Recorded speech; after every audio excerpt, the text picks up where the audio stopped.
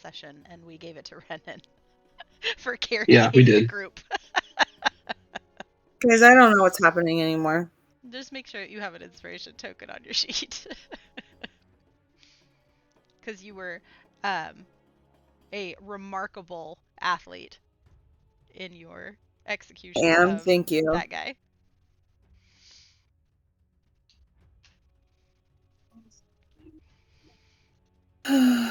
Brendan was a remarkable athlete. Well, Yes. yeah. Well, she was a remarkable archer, I guess. Oh. I feel like that's a sport. It's athlete.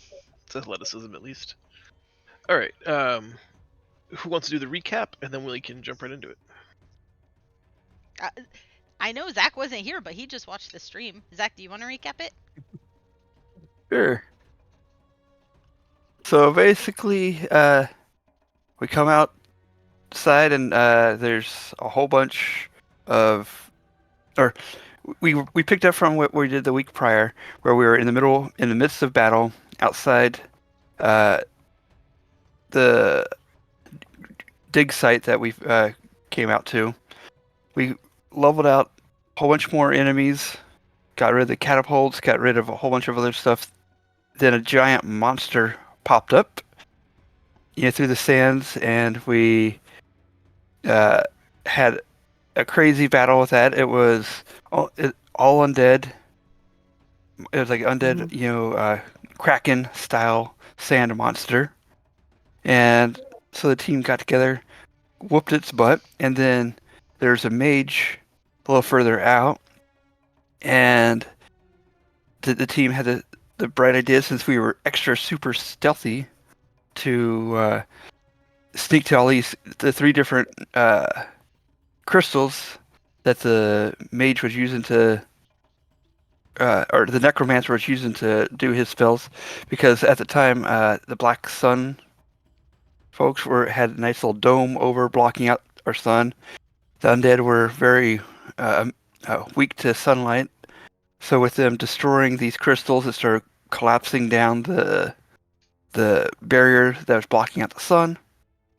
And the team, since we were able to do such a good job knocking that out right away, you guys took out the wizard or the necromancer pretty quickly, and that's where we are today. Yeah. And we leveled up.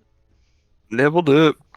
Yeah, did anybody have any questions or conundrums or brags about their new level? I got a request. Can I just go ahead and level up a couple more times so that way I get some cooler stuff? I think 14. I got was some the really magic cool number. stuff. Don't we all wish? Don't we all wish? I think at level 10 I get a third attack. I will say yes in the same way that you are currently a time traveler. Sweet. However, you are limited in speed and it is unidirectional. But I did get some cool stuff myself. So I got some rad stuff too. Yeah, I got some rad stuff too, but I think I'm going to reveal them in game because I think it'll be more Awesome. Exciting. triumphant. I also have a great way to escape. Whenever I'm getting my butt whooped a lot, if there's some trees nearby, I can tree walk now. What does that mean? Ooh. What? Or tree stride, should I say? There you go. And it's instantaneous, which is great. Oh, that's awesome. If there's trees, though. I know. Now, We're in a desert. John is never going to put us where there are trees. We are in a desert. There's a nice desert now, so it's. I swear, he sees our strengths and he's like, "Fuck you guys! I'm going to do the exact opposite. And make sure you can never do that." We were in the swamp not too long ago. I do remember in our session 0, I did talk about the difficulties of druids in a desert, that you might find it limiting to both your flavor and or your spellcasting. And I told you that I'd be willing to make accommodations. So, this example might just be like transporting from succulent plant to succulent plant, or maybe even like a large enough root system.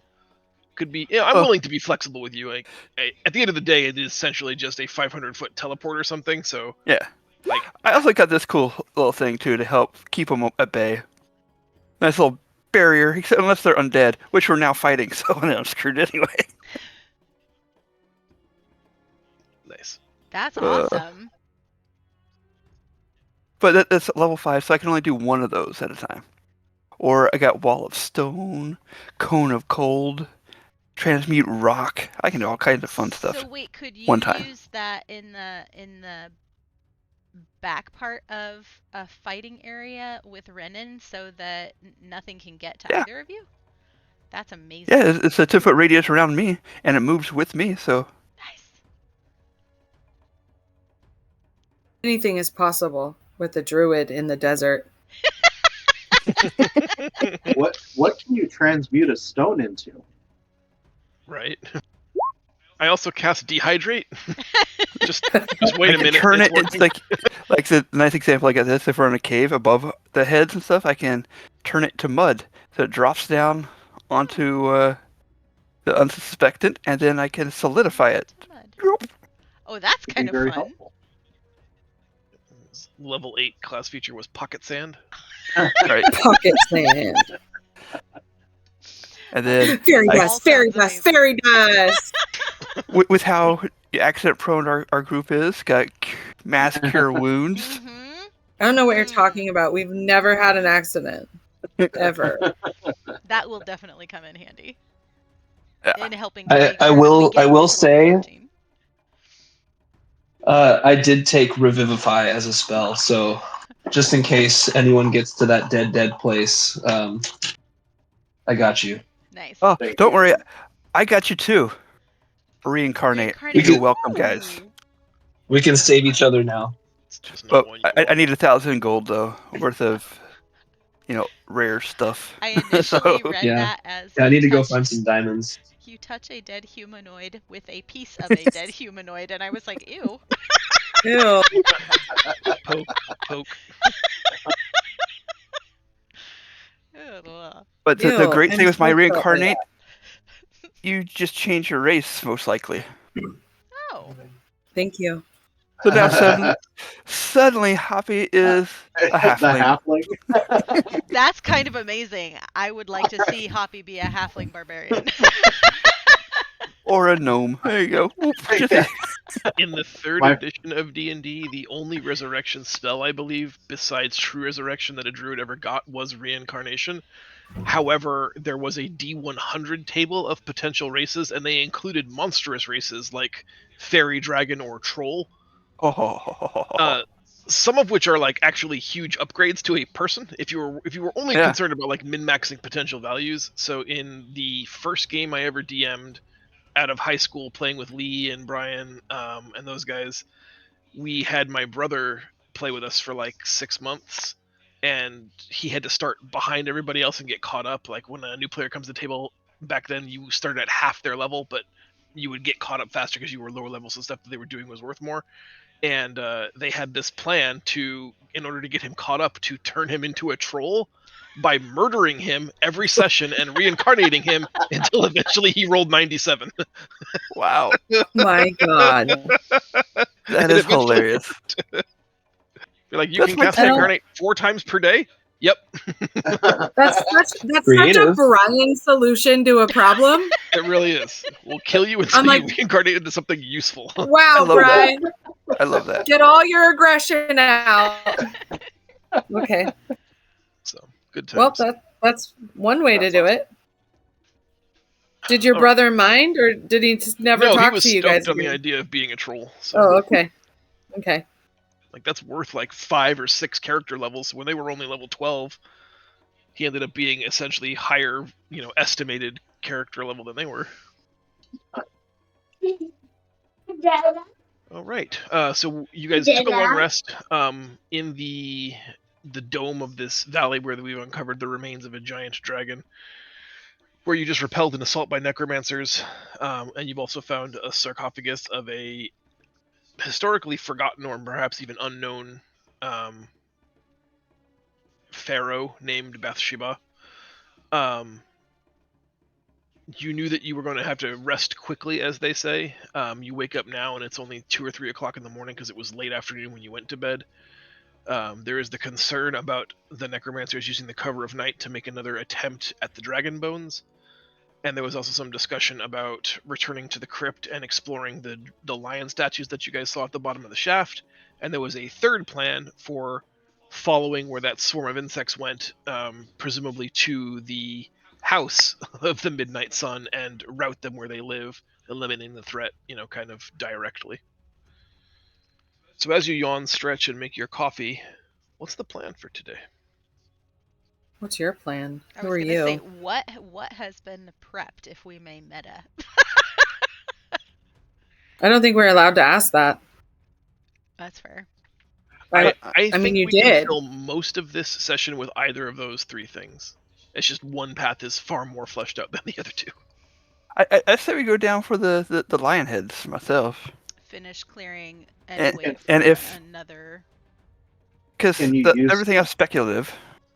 Can And you I'd use rather mud not to rock chase to the- hide- What's that? Can you use mud to rock to hide the dragon bones? Oh, Yeah, then it gets rid of my level 5 spell, but yeah, I could do that. Well, I mean, that's Yeah. our big worry, right? You Is solve the it problem, being- so everything is awesome. Draco uses his most powerful spell to cast Tarp.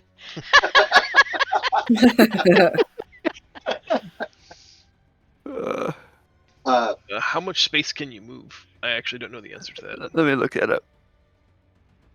That's not, Only a 40-foot cube. yeah, 40-foot cube. So And how big? a small section of the dragon.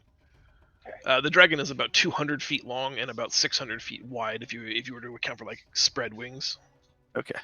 So a fraction, but a sizable fraction. The head we and neck Hide maybe. its head, then it won't be very useful. I don't know. Hoppy wants to kill stuff, so I'd say that's you guys can Like- do your puzzle thing, but Hoppy's all for finding the following silver the skulls. insect swarm. I love the. I think my that's favorite like the part of least- campaign so far has been the Hoppy Mark dichotomy of smash things. Also, I love puzzles as a person. I'm a very smart linear thinker, and I'm great at solving these puzzles. Also, Hoppy smash. No time for stupid words. I think chasing bugs would be the least beneficial for everybody at the moment. Because that would take us much farther away too from the area that we're trying to protect. I am not disagreeing. I'm just saying that Hoppy's on team Smash Skulls, so So Well, that's why we're going down into the he wants dungeon. to I get back to his menagerie where he can pet all his animals. Also, there's a druid here. Could he take a look at it, or could I show him my eggs and ask him if he knows anything about them? You mean There's Draco? eggs. So what if? What's that? Hold on. Let's deal with Mark's question first. You said that there's a druid here. I said, do you mean Draco? And then No. Draco said, "What eggs?" Which makes me think Draco doesn't remember the eggs. So let's deal with that first. You can tell Draco about the eggs. Draco, we found eggs in the river nest, and one of them looks different Oh. from the others. That's right. So- I remember that now. Yes, that was a while ago. Yeah, but wasn't there a druid here as well? I have not said that. If I Okay. described someone as such, I apologize. The only person that you recognized was Venestra, who historically has been a shaman. That's what I was thinking. Okay, I'm sorry. You could show it to her. She may know. She knows a Yeah. lot about other beasts. Yeah, and she's from the desert folk, so she might Yeah. have information. So we I have. guess that, Oh, go ahead. I guess I could show it to Venestra. Do you guys agree or disagree? Any reason not to? Well, if we go back to the encampment that we Mhm. started from, we also have that one item that will allow somebody to convert something into a magical item. So Gem of the origination. gem of origination, we know that sure there might be some encounters if we go down and finish clearing that tomb area, but it would be relatively safe for the one person who's going to commune with the orb to create their magical item to do that while the rest of the group goes and clears out that under cavern, because then they can join us when they're done, because doesn't that take like 8 hours or something? Yeah. 1. Oh, okay. 1 hour, Then even they better. could join us shortly after that. But Mark, The you were only- suggesting give that to Renan instead of you, because I think we were going to have you use that. Yeah, well, okay, so my suggestion, regardless, is going to be to wait until we get a magic weapon, because then we can make a To make it God Forged. Okay. Yeah, there was we put That's it what off we were holding because off on. Okay. because if we get it'll turn into a +1 sword or whatever. But if we get a +1 sword for $1,000, then we can Okay. get God Forged. But you can Are- talk to Vanessa about the egg while we go and clear that lower part of the tomb. Okay, wait. Yep. Our two options, sounds like, that we're discussing is lion room Mm-hmm. and then clearing where we already are. Chasing bugs. This area is already cleared.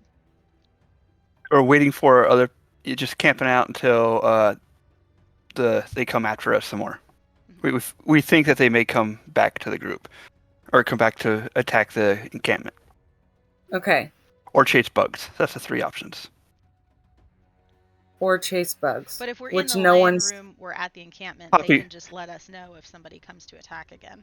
So we would be there. So that's kind of Yeah. one option is go. I to the Right. want to encampment. chase my character wants to chase bugs, but I know we probably need to actually finish clearing out the lion room before we do anything else. So I'm in favor of clearing the basement so we can move on. So All Amon you- is lion room, Renan is Lion room. lion room. Draco, what are you? Lion room. Poppy? I Bugs. will go with the crowd because that's kind of what I do. Okay, but- Oni. Yeah, I'm. So I'm lion going room. back to the encampment because that covers us for 2 things. Question Yep. for our ranger and our druid: is there any way to summon some type of airborne familiar that could follow the trail of the bugs and then maybe report back to us what it sees? I don't know if that's Yes. possible, but that could potentially do It's some recruiting for us. Or something. it's definitely I can summon a beast of some sort and send it off, and it can Yeah. relay back to us. Fabulous. Just in case it happens to go to a more formed encampment of things for us to attack. Otherwise, we don't really know where it's going or how far it's going to travel, so that seems like a waste of our time. Actually, it will be a little. Yes, it is definitely doable. Let me give you a second.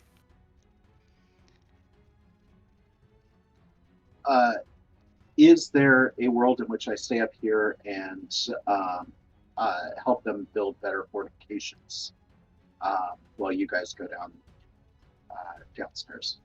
I think there are enough people there that they can probably do that while we go down and clear the lower tombs. I mean, we just did almost all of their fighting for them. Yes, they lost one of their little guys, but 2, I believe. okay. Oh, okay. We, But they weren't PCs, right? Fuck. we can wait and see how many people are left in the encampment and whether So- or not they're able-bodied. I have a question for John. I have Summon Beast and Beast Sense. So I was thinking what I could potentially do, if you'll allow me, is to summon Mike, and then I don't think I can automatically see through my summoned beast's eyes, but if I cast Beast Sense, then I can Mhm. for up to an hour. It is a concentration spell. So what I'm really wondering is, do I have to sit and meditate on a rock for an hour? Or would you let me watch Mike through one eye and help dig around in the basement with my other eye? I think if you're gonna devote an hour to playing with my cock, you should give it your full attention. No, in all seriousness, the concentration spell's only limiting factor is that you can't cast a second concentration spell while you're focusing on this one. Okay. The being able to see through its eyes versus your eyes at the same time, I'm okay with you sort of vacillating between the two. However, It's I just your might practice at it. impose disadvantage on perception checks, like for what Amon the Ranger is seeing, like as he's Yeah. sort of either one eye at a time or blink to switch back and forth to change channels. Yep. Might make you slightly less observant, but I'd allow you to be present downstairs while also being able to channel surf to what Mike is doing. Okay. Then I want to do that. That. So I'm going to summon I'm Mike. just confirming that Summon Beast is not also a concentration spell. Let me double check. I don't believe it is. I think it's just an action. Yep, it's an action, one action. Yeah. Sweet. Actually, it does say concentration up to 1 hour. I was like,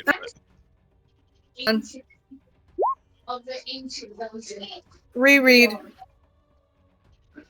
Duration. So because we have two people who can cast those spells, and maybe one of you casts the summon and one of you casts the sense, Yeah. and then you Yeah. both have your concentrations tied up. Yeah. Do you want to summon the Beast Draco and I'll Sure. do Beast Sense? I'm not going to summon your cock, though. I'm sorry. Yeah, that's all right. It's not yours. It's Mike. He's a beautiful hawk. Heyo. All right, Draco, what animal are you summoning, and what does it look like? You can choose, I think, a beast of the land, a beast of the air, or a beast of the sea. Let's do Beast of the Seas. You know, it sounds like a great choice. Magic. I choose Magic Carp. Let's do our little griffin. Do an impersonation of our nice little fire griffin. Andy getting a shout out, bud. Yes, it's been a little bit since he's been here, so he's clearly a redhead. This one. It's not a phase. Is his name Randy? Sure, there you go. Call him Randy. Randy's a good one. All right. But this one actually talks to me. See, we are conversing as he's summoned.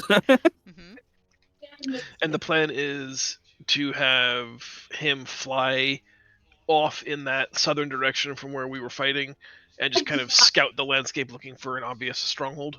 Yep. Because flying insects don't really leave like a trail he could follow. Right, but you can kind of... It was a cloud, though, that we were able to kind of follow to see. And, these got, griffin eyes. Griffins are, known for eyesight. They see backwards in time 8 hours? Yeah, of course. Yeah, because that's true. That's right. That's a very great point. But yeah, so you look for a stronghold of some sort. Okay. Seems very fair. Topping up my coffee one more time. Okay. Unless you need me to... Unless you're going to talk to us. I am ready to shift from that plan. That's going to percolate on its own for a bit while you guys descend into madness. Okay. Are we going to show Nestor the eggs? That's up to you. If you want to think... hang out upstairs, then you can definitely grab your coffee now and talk eggs well, in a minute. I was just going to ask her quickly as we drove by, and she show it to her as you're walking. Yeah. Hi, I'm going down underground. What is this? Well, I figured we got 5 minutes while they dick around with spells. Oh, I'm gonna make a little fly thing. Hey, this way we're doing. And we need those spells. Yep.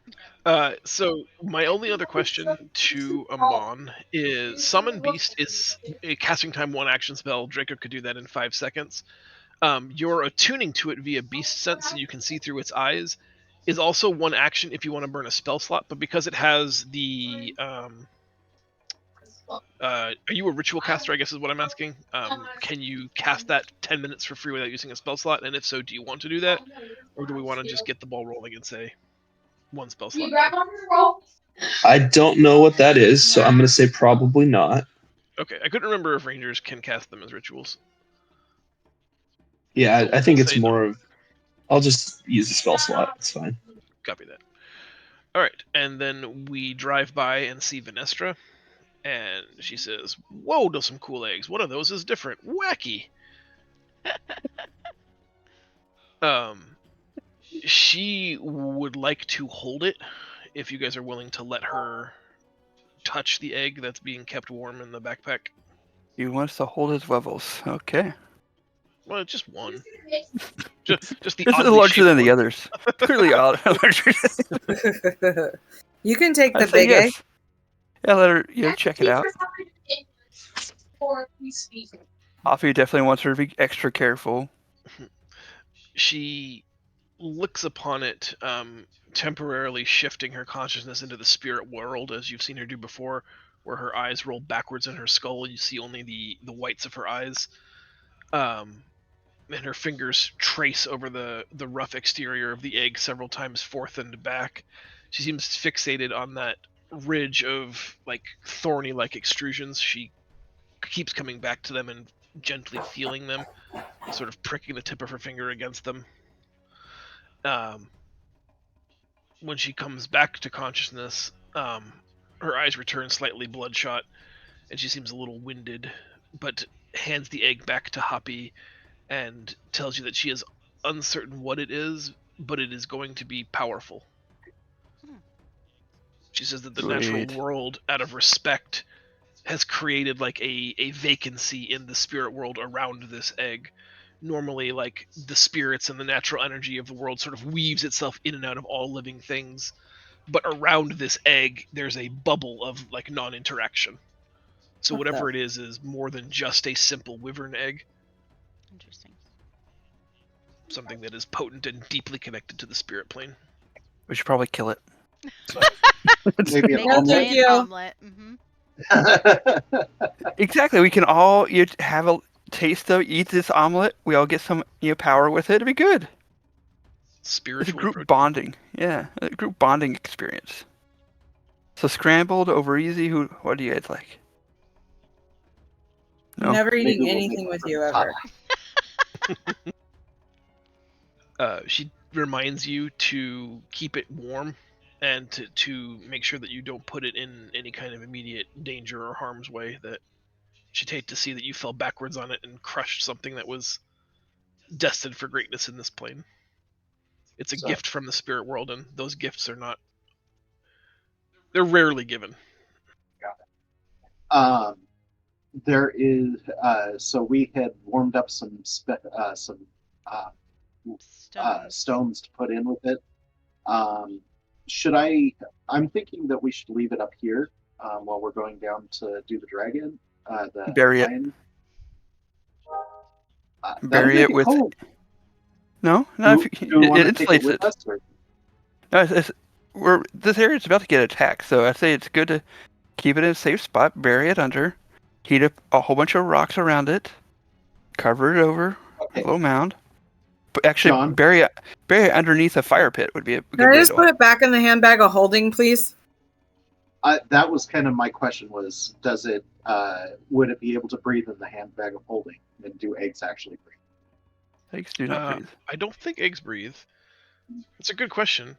I don't... Okay, I have to Google don't this think so. actually. Yeah. Do But at the same time, eggs- like, I don't know how it's staying alive without oxygen. It must be semi-permeable? diffusion through the Yeah. microscopic pores in the shell? That's what I thought. So the short answer is yes, because there is air. I think it tells you that a person can survive for 8 hours in the handbag of holding, so a much smaller egg that's only diffusely breathing through very microscopic holes, probably days or weeks. It is a good place to keep it, because anything that would like normally crush your backpack isn't going to necessarily crush what's in the bag of holding, so that's probably a safe place to put it. We'll just have to remember, or I guess it will now become Renan's responsibility to make sure that warm stones are frequently added to the bag of holding to make sure that its temperature stays hot. Okay, add And how stones to warm- handbag of holding. How warm does it need to be? Is it like 90, 98 degree, like body I think we temperature? decided 102 degrees was its like happy temperature. Perfect. So, how are we going to? I think if we wrap it in cloth and put hot stones in it, it'll keep it to the right temperature. And I'm pretty sure that we can come up with a way of doing that. I wonder. I thought we already decided that a while back. That's why you were Yeah, still That's what carrying we've them. been doing, yeah. Yeah. Okay. All right. Well, as long as you don't want me to, MacGyver something, No, I'm I No, think good. we've already MacGyvered. We've been doing this for several days. Or several hours, should I Only say. one. Just a reminder that things in the bag of holding tend to get forgotten about. Mm. Because literally out of sight, out of mind. Mhm. I will not.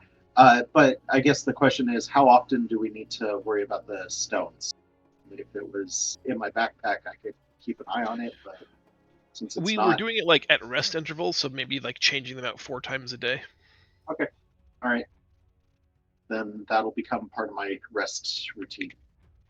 Wait, are you doing it or am I doing it? I thought we were putting I it will in the yeah, handbag put of holding. It'll annoy you I'll with do it. it. in the bag. Put it in I the got bag it. of holding. I got Okay. it. All right, All let's right. go. Back through the temple, you find yourselves walking through the halls, now full of researchers and scholars trying to write down everything that's been recorded on these spires, most of it exciting new information for them. You walk past the door that's been broken open, back to the room where you initially found the trap. There's still the large, crumbled Gaping hole.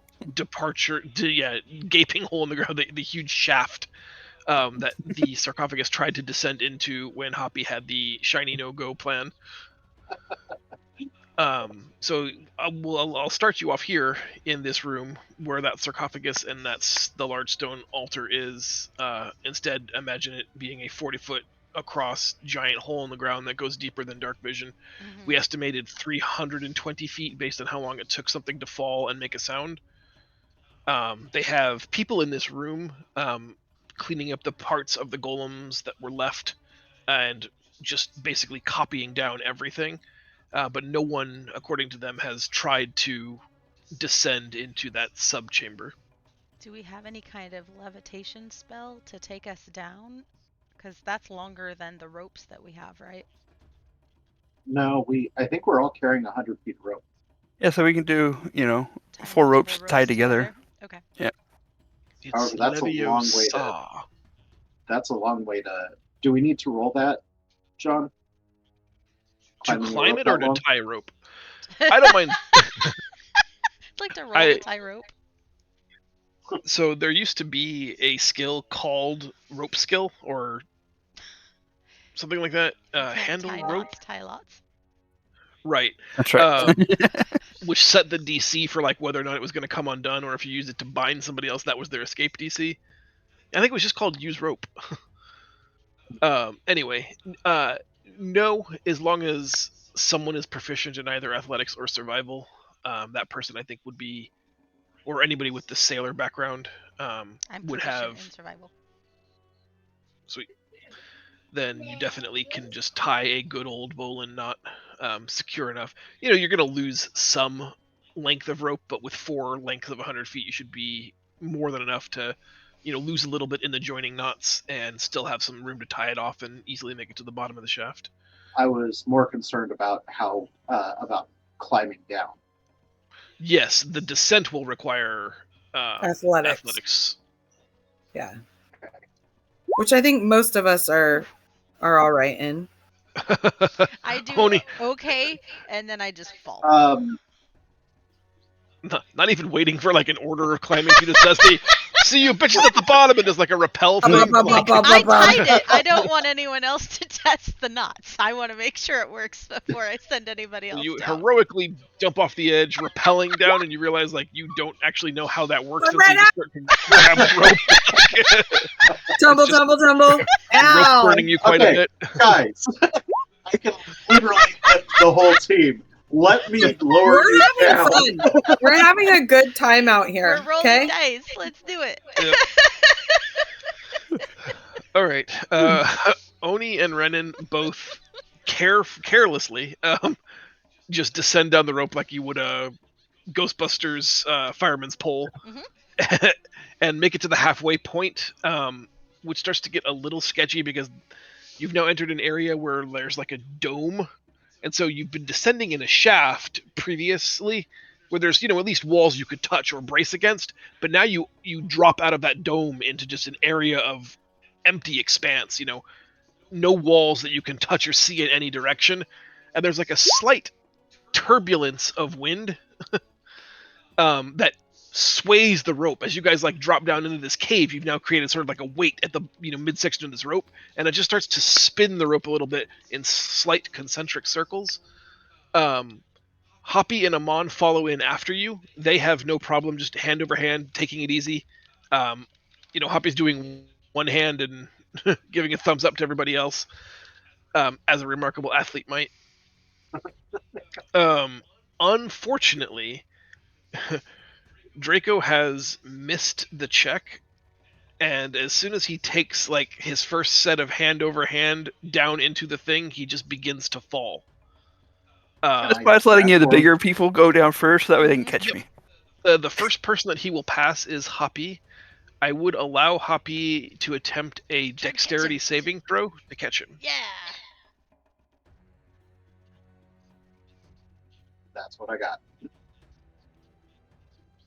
Shouldn't have been an advantage, sorry. He is quite small compared to you.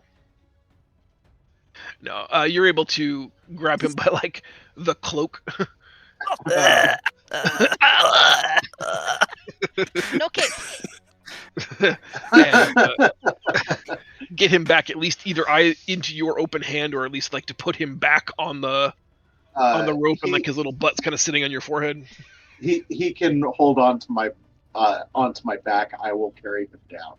Do you want me to roll it again? My buttocks. No, but once everybody hits that midway point, I will need a second athletics check, as this is a whole different thing. It's one thing to like sort of brace against a chimney wall and descend down on a rope. It's a whole other thing to have just nothing to brace against and oh no. All right, let's get everybody else's roll first, and we'll see how catastrophically bad this is. Hey! Remarkable athlete. I'm gonna help Brennan. Assuming that she kind of thumped into me when I was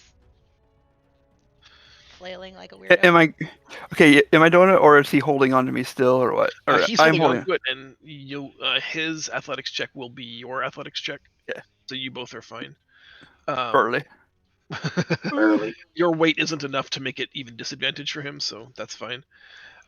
Renan and Amon, however, both slip at the same time. The rope Amazing.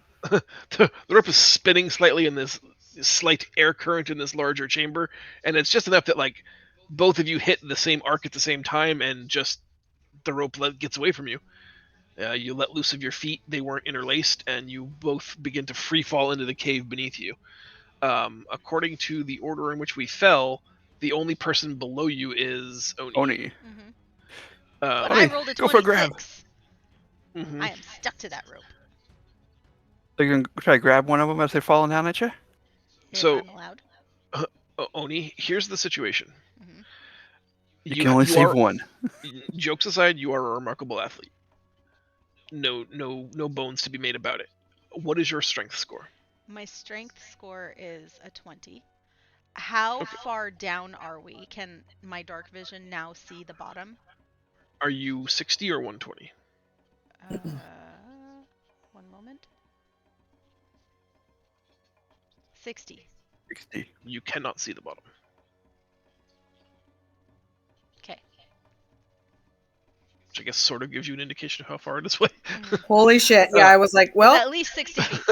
61 feet.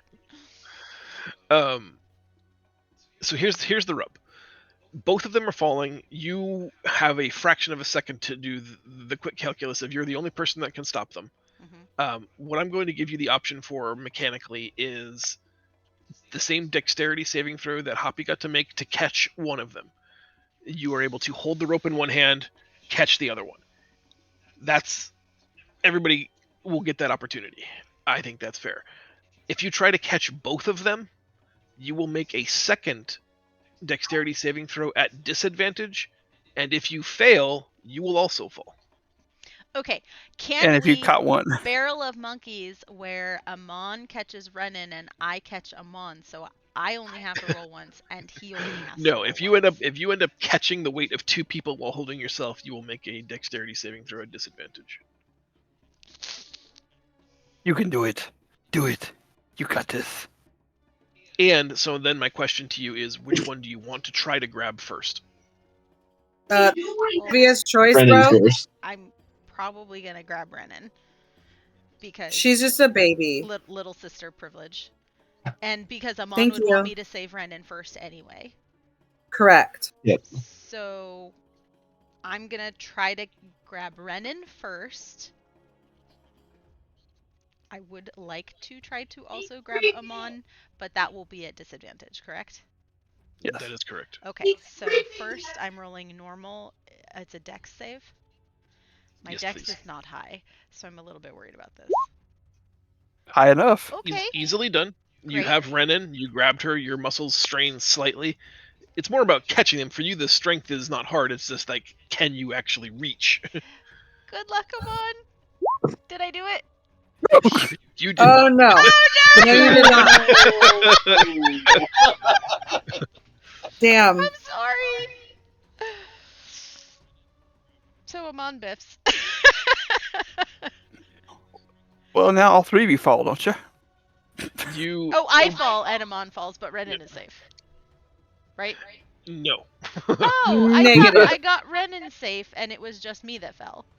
No, Nope, you. they're falling at the same time. You're trying to grab two objects in motion with one hand. Oh, I You- misunderstood. I thought that once I caught Renan, then I could have a chance to try to catch Amon.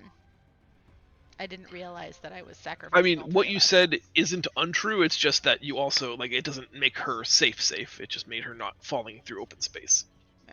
Yeah. Would you like to change your decision or the order in which you made those decisions? Kind of, but it's Since okay. you I already misunderstood. rolled it. We're in the heat of the moment, and this is potentially a lethal event. I don't mind us taking time to make sure we did it correctly. I would say let me fall so Okay. that, I mean, maybe Renan can dimension door, or I can. It's still a That's long why I was ways asking down. order. He's still falling. The dimension door Yeah, goes no. a Yeah. long way. I would have to catch him while he's falling or do the like free dive onto him and then we both still fall wherever we dimension door. Mm-hmm. Is, Like that's- is there any chance that I can try grabbing the rope just further down as I'm falling? Or am I falling far enough away from the rope where it's out of reach? We're going to get to that in one moment. I need Oni's decision first about what she's doing. I'm gonna prioritize saving Renan. Okay. I didn't realize I would be sacrificing her as well. Risking. Yeah. Okay. Understanding that it was sort of an all or nothing proposition, you see them both just passing by you at basically the exact same time. You don't have an option. You just grab your little sister and pull her back into the to the rope into your chest tightly, and in that exact moment you can see peripherally just Amon like falling past you, but like giving the nod like you did the right thing. I'm okay with this as he falls past you. Yeah. God damn no. Amon, as you zip past Oni and the rest of the people on the rope, you are now descending into the inky blackness by yourself. I will give you one final opportunity to make a dexterity saving check to grab the rope. It will be at disadvantage.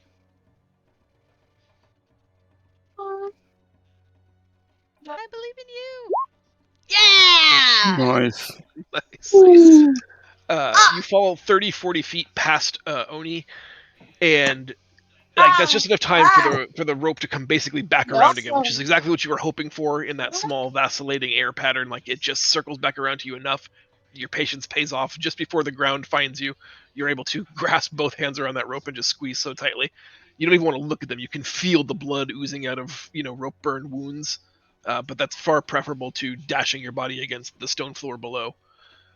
From here, Amon, you can see you're only about 30 or 40 feet off the stone floor. It would have been approximately an 80-foot fall from where Oni is. Oh, you're so close. That was a life-saving roll right there, man. Mhm. You kids just had a superhero landing. You've been good. That's always good for the Yeah. knees. Yeah. My knees through my head. Mhm. All right. Everybody's athletics checks at this point is good enough to get you all the way down to the bottom. Amon will arrive slightly ahead of everybody else. with Once- bloody hands.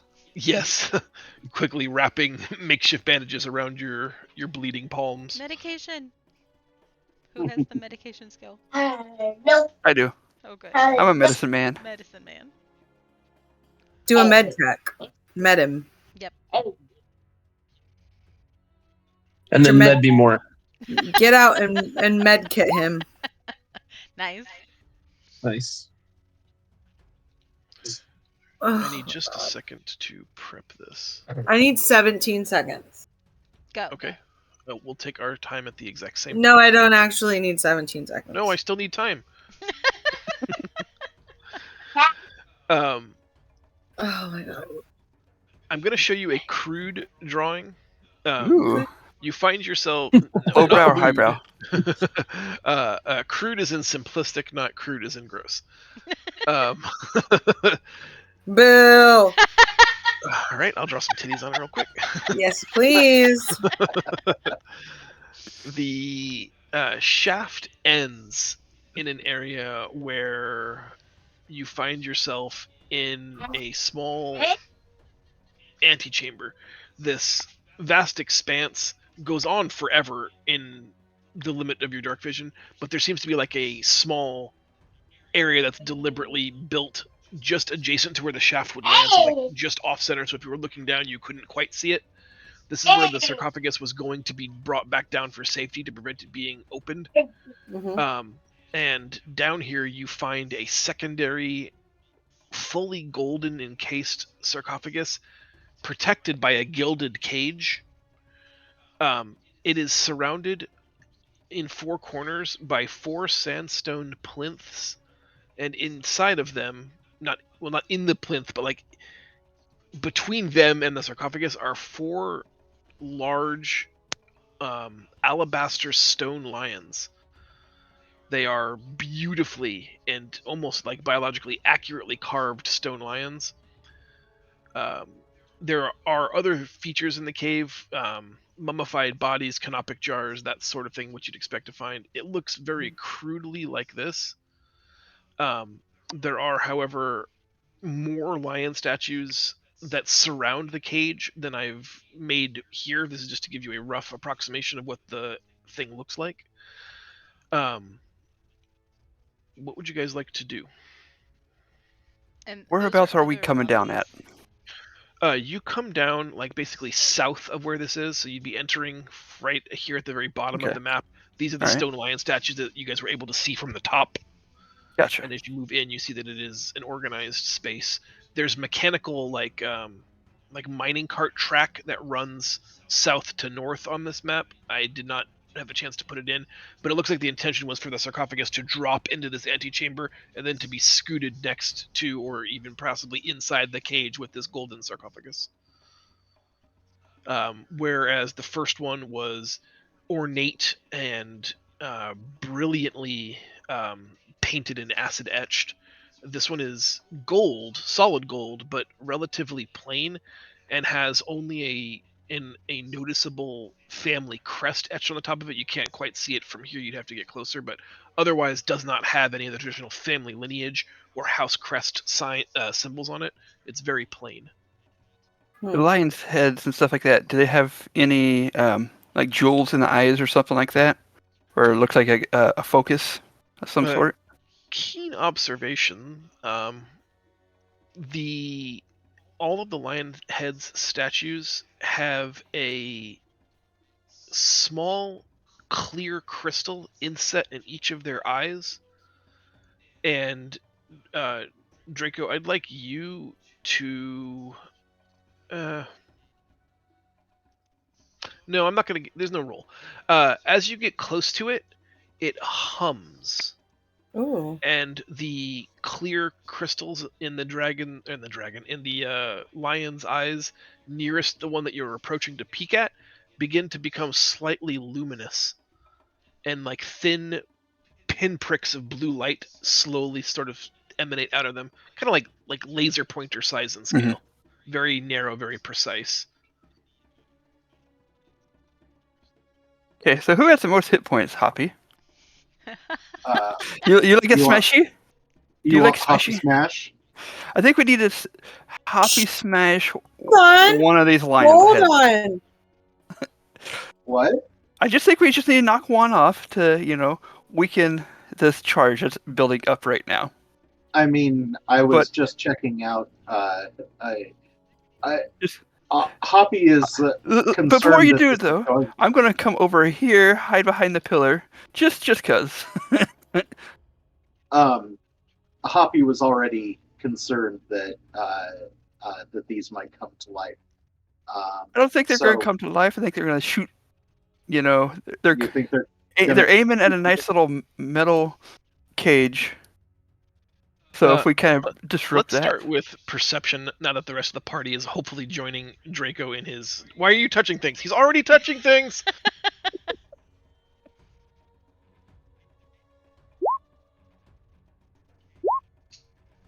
Oni is Is not this, very thing- perceptive. you're very strong and pretty, though. Mhm. There you I'm go. a remarkable athlete. That's where all of my points went. It's cool. I can perceive almost anything. So Mhm. And Except for remember, when I I'm gonna can't. Be at disadvantage for perception checks because one eye is on the desert. Caleb, you're muted. And we'll give this one to Renan as the high roll. Draco is the second highest. John, I have advantage on perception, I which gives see, me so it's just a normal. normal roll. Gotcha. Thank you. Three things, I guess, are probably important or valuable information to notate. In the surround of this chamber, there are other lion statues that you did not previously see. Maybe they were at the limit of your dark vision.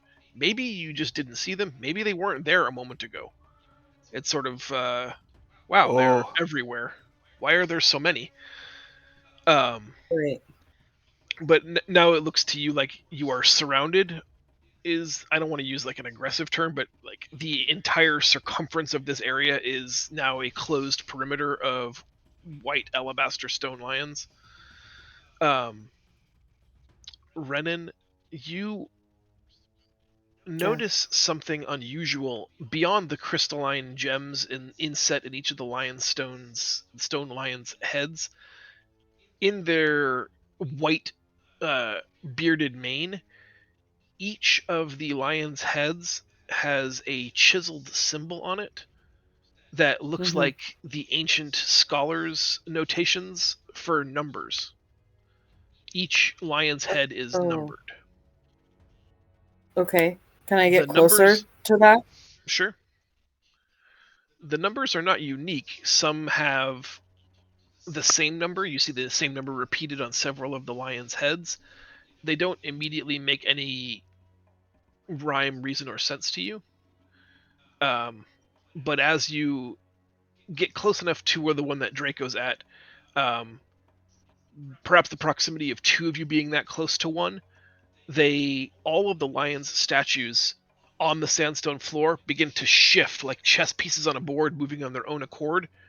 The sound of heavy stone grinding on stone echoes throughout the chamber, and once it takes about 8 or 9 seconds, and they all seemingly move into a predetermined position. Oh. And then stop, but each of their eyes glow blue. Oh. No laser pointer light is emitting forth from them, but they're all faceted and glowing. I'm gonna Okay. put you on another page, and we're going to try Okay. something that I've not tried before. Okay. Why not? This is the orientation of the lion's statues. It's a relatively smaller map, so you may want to zoom in to 100% or potentially even larger. Mm-hmm. Can you guys tell me what you see, or I guess just Renan, Michelle, rather tell me what you can see, because I'm not sure. Hold I on. didn't have time to test this with a player. I'm still zooming. I see a lot of heads. The numbers are hard to see, but I can Yeah. see like a 4, a 5. Or you're on my map, right, John? Yep, yes, ma'am. 4, 3, Okay. 7. you- One, I think. Oh, one. I don't One. know what that meant. Two? Yep. Two. I wasn't sure like if it was going to be a problem. It's a little hard to see, but Yeah. I actually kind of like that. It's hard to see. It's more D&D like. okay. Okay. And that's all that you see. I I see only the see hot- the lion heads, and I see the whole thing of them all. yeah, I see all of them. Many heads, yes. Yeah. Okay. I'm going to try adding one other thing. Thank you for being patient with me. Absolutely. So is this the path you were hoping we weren't going to do? It is a thing. Oh, team. Sorry. As you can tell, I am. Woefully Thanks for working with unprepared. us, John.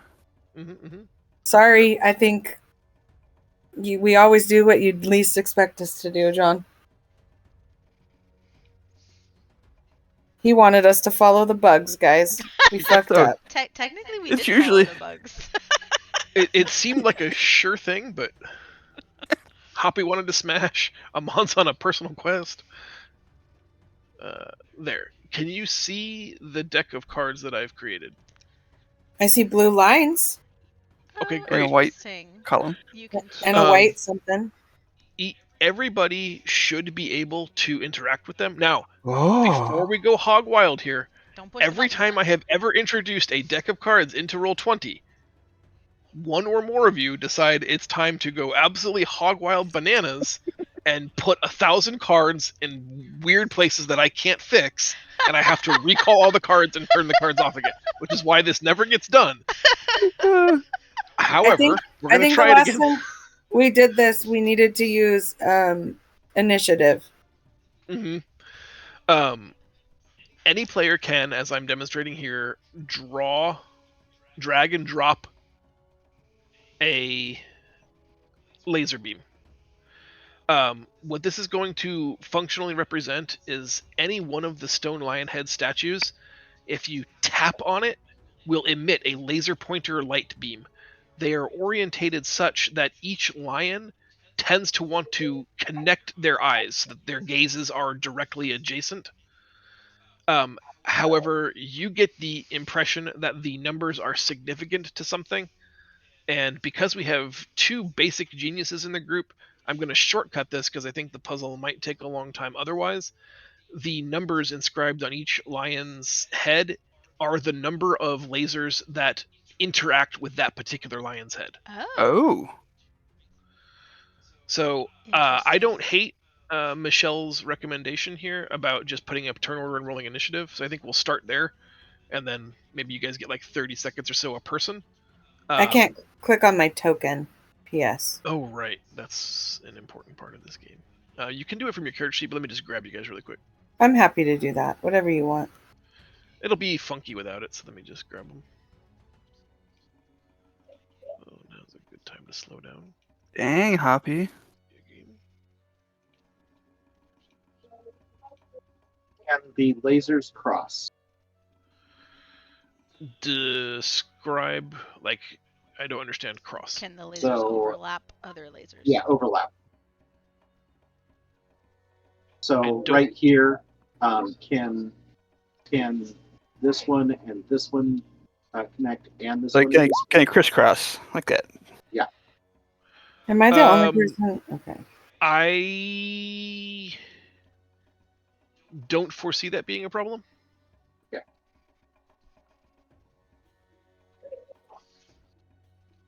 Sorry, I couldn't select my token, so It's okay. I have to delete the existing stuff too, so we're gonna We be just all a second. rolled, so. Yeah, I know. Give me just a sec to find you guys, because I'll need your tokens now on the map. Otherwise, I there's can't no enter. way that they can't not overlap, I think, Mark. Yeah. Well, actually not think- if they only go in straight lines. Once you Hold get on. going, it'll make perchance a bit more sense, but we'll wait and see. Come on. So they- I have They can't cross or they can? At this point, I'm saying I don't see any reason why they couldn't. Okay. more hit points than Renan and Amon. I am shocked. I'm sure Renan's character sheet is not right. There's no way she only has 56 HP. That's 100% right. You shut the fuck up.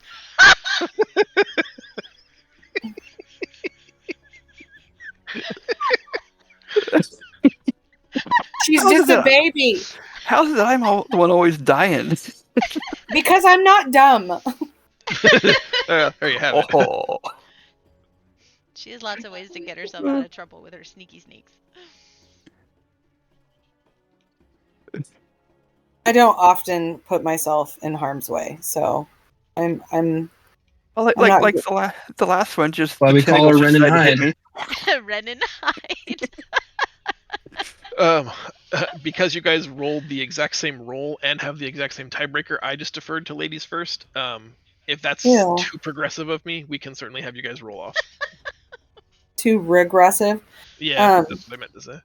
Okay, so I get that the number has to do with how many other lions, Lasers.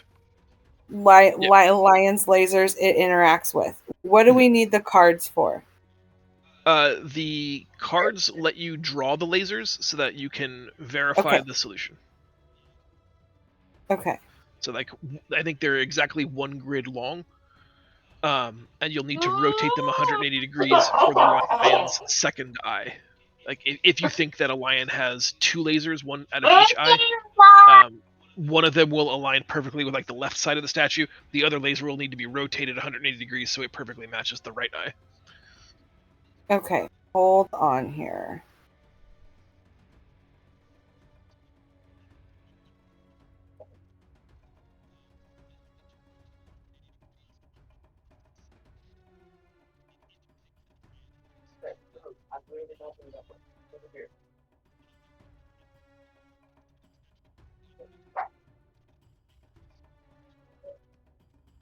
Okay, I think this one. Sorry, I'm only doing. I didn't mean to grab two. Oh, I didn't. I think this one, if it goes here, it connects to this one. So that's one.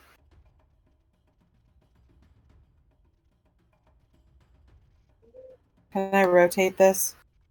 You can. You see, like, the dongle on the north side of that image. There's a square attached by a line to the north of the box. That little dongle, if you grab it and spin it, will rotate it. Okay, I don't know why there's two lines, but okay. That's confusing. I only wanted one. So one here, one here. So now it's interacting with two. And then one. I actually think the 2 was correct there because that way this one's interacting with 3, Okay. then this one will interact with this and one more, Which doesn't. which is No, that doesn't make sense. Okay, I don't know. Anyways, that's my first move. Okay. I don't know what the rules are. That was about 30-ish seconds or so we'll give Amon the same 30-ish seconds, and we'll just kind of go from there. Yeah, let's see if I can figure out how to do this. I can also try to deal them. I don't know what this is going to do.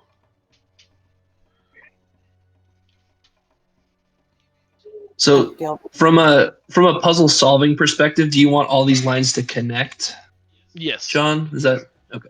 Yes, please.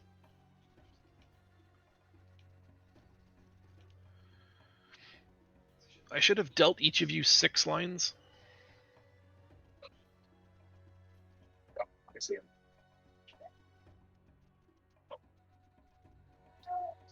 Oh, I just didn't fill it in because I thought it would be obvious. Don't waste your time doing that, Caleb. Make your next move. I'll fill those in. Well, I asked John if he wanted us to do that, so someone's gonna have to do it. Okay, great. Might I'll as do well. that on mine. I'll do that on mine. You do your shit. Oh my god, Get choked out, bitch! that's so much. Go to sleep!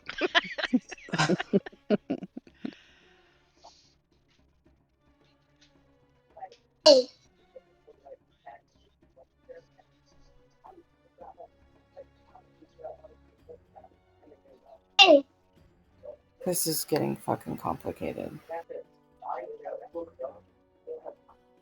Oh wait, that's a 1.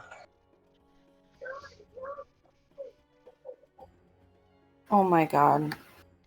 Instead of the cards, could we use the draw tool to draw a line? I suppose. I'm having a hard time seeing the numbers. Is that a 7 or a 1 1. on It's this? a 1. This one. Oh, it is. Okay. 1. 6 is the highest number. I agree with Zach. Okay, then that's not the right thing.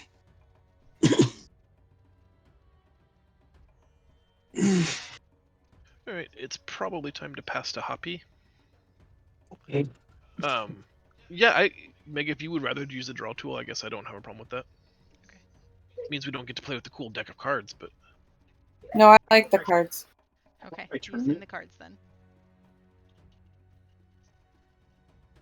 So, Caleb, did you even make a move? I can't put that one back, John. This one. This needs to go here. Ooh, I hate the deck situation. I hate the...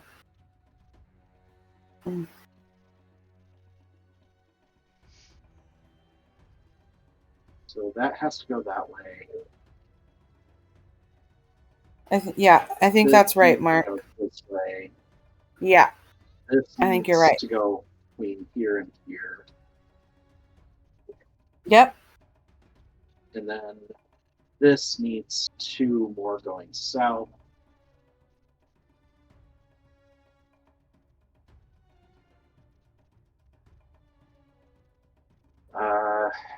Then No. this is 6, so Right. it has to have 6 each, and there's only 3 directions I can go. This is 4? Oh, is that that 4? is 6. No, this is 6. Oh, it's a 6? Okay, my bad. I This thought it is was 4. 4. My bad. I'm sorry. So this, so then this connects to this. They really didn't round out the belly of the 6 at all.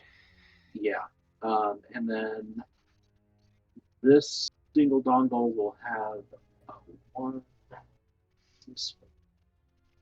John, I can't differentiate between the 1 and the 2 lines. Like grabbing them or seeing them? Yeah, I can't grab a 1 or a 2. This is This fucking should- complicated. This should go this way. Correct. And Triangles those up ones will here. cross. I've Oh, left that like works. 3 single lasers up at the top of the map. Can you interact with those? Yeah, Mark, I'm just filling in your spaces, okay? Oops. Oops. You just took mine. Yeah, I know. There you go. Ray, I'm trying to help you out, bud. Alright, well, I'm grabbing this one. That is Where's the other about ones? a minute. Let's pass to Draco's turn. Okay. So then we'll And of course, do. if you don't want to take a turn, you don't have to. These cards suck. Can you move the one somewhere where I can grab them? I'm very frustrated. Let me grab you. Yes, I'm trying to fill in. Don't fill in. Don't waste your time filling in, Draco. In the upper Alright. left-hand corner, I'm filling there's in. like 10 stacked now that are just one single beam. And I'll make even more. There's now Then 2 we stacked go. of 10 in the upper left-hand corner. Yeah, then I think I got a single coming out of here. God. I'm just gonna stay out of the kitchen at this point. Do you not understand what's happening? I can't get this one to line up. I hate this right now. Just want See, everyone would to you know. The puzzle's draw tool? the puzzle's not hard. It's just there's a lot of people doing stuff, so I'm just gonna let you guys do it. You got a system down. Literally was just trying to fill in the lines that other people are making, but this shit isn't lining up, and it's too. My OCD is not happy. So Flip it. this one here, then another single over here. So that gives 3 to this, 4 to this. How does this And one then have is- 3? One here. How does that? This one only has 3. This one has 4. I got 2 coming off of here. Oh, I Going see into that this now. one. 1 here. Got it. 1 here. And then this one has 2 coming at him here, right? Yeah. This is 3. Except this one only has 1. Which one? All right. It Which is what Oni's we turn. want. That's only That supposed to is have the one. one. Pause. Oni's turn. Is that a 1? That's a 1. Okay, so what do we have left? This I one's done. I think we've It's got solved it. 2. This one has. Yeah, we've solved it. No, this one doesn't have 3. Yeah. Yes, it does, Yes, because it I see 2 does. lights coming off Oh, of it. because it's 2 getting here. the 2. 1 here. This one has 2. This one has 3. This one has 2. This one has 3. This has 6. Yeah, this one needs This has to 2. finish it off. Yep, 2. Top and Yeah, bottom. it's just connecting the dots, but we've solved it.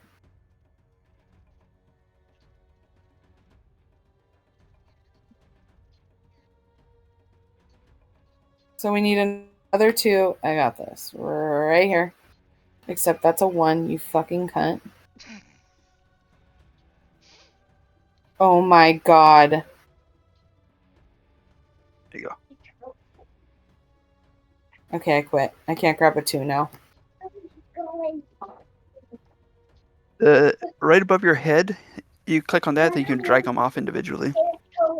There's We're 2s done. and 1s that way. But yeah, we're done. Right, John? I'm just confirming.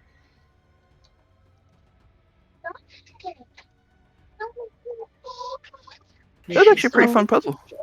What? Yeah, that was fun. Okay. And I know we couldn't tell that Renan was having fun because she was screaming at us the whole time. It's Oh, not she working! says cunt a lot when she's having fun. I don't. Yes, it's true, and I don't like when buttons don't do what I want them to do. Yeah, that is the solve, or a solve. Well done. And Go in team. one round of initiative orders, that's pretty exciting. Yeah. There's a gong, a bell, a toll, a sound that rings out in the room just as the last laser connects. Seemingly this was a timer. All of the lions in the perimeter look at the maze that you've created, and they each make one nod of their heads with the sound of crackling stone sort of breaking and chipping as the statues move. But then the bars that surround the sarcophagus dissipate into the ground around it, and the trap is removed. A trap is removed, guys.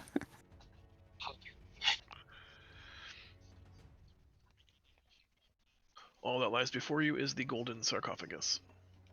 Okay, so these Renan. guys worry me. Check There's your little trap. mummies on either side. Yeah, Renan, we need your help. I'm gonna look around, John, just to see if I can see anything obvious that we don't want to step on or get caught in. Okay. And I want to switch channels real quick. Hold on. Unrelated to. I know. I just want to put it out there that I do want to switch channels and check on the bird for a minute at some point. Okay. We'll finish this and then we'll talk about what the bird has seen. Perception. Yes, please. Yeah. Ooh. That's pretty good. That's Renan, you can see as you get closer to it, this is what the sarcophagus looks like. Ooh, that's cool. She's scary. It is, like I say, otherwise featureless. You are intrigued, in awe, enamored with the intricacy Creeped of out. this golden sarcophagus. So much so that you almost, if not for your 20+ roll, wouldn't have seen or noticed that the area around the immediate stone metal sarcophagus, the sand here is so much denser, almost like there's something hidden just beneath a layer of sand. taking that into account, you brush aside some of the sand, and it appears that the sarcophagus is actually sitting on a stone tablet that's almost a perfect circle, upon which runes have been etched. Had you not noticed the density difference in the sand, you could have easily stepped on it. You don't know of that significance, but it might be worth having someone who's trained in the arcane come look at these sigils and tell you what it does. Yeah, I'll ask Amon to come look and tell him to step lightly.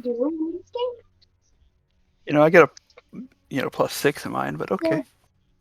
I'm probably not going to ever call on you, Draco.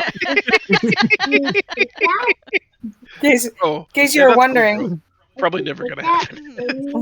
Alright, if Amon would like to make an Arcana check. If you take That's actually Draco's. Draco's got way better Arcana. So Amon Yeah, we just had that discussion.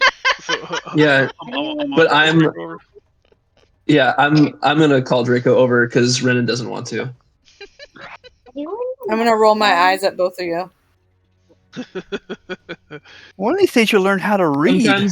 Sometimes you need the right tool for the right job. Mm-hmm. And he's a good tool. I read the language of the people, not cunts. Nice. So you are having a good time. I was worried. Alright. After the huddle meets up and takes a look at everything together, putting this puzzle together piece by piece, the summation is that the stone circle that's built upon is likely an activation trap of some size, shape, or variety. Draco, you are able to confirm only that the runes are intended to activate if their threshold is ever crossed. So in other words, if the runes are ever broken, they activate, and it is from the conjuration school. You think most likely a summoning effect of some kind.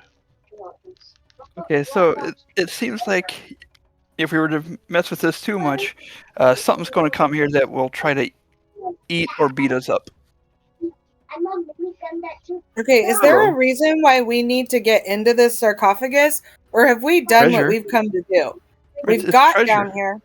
We can tell them that if they mess with it, it's going to unlock something undead. Well, and this is only one part of the area too, right? There's other parts Yeah, to we just investigate. Yeah, this is a massive room.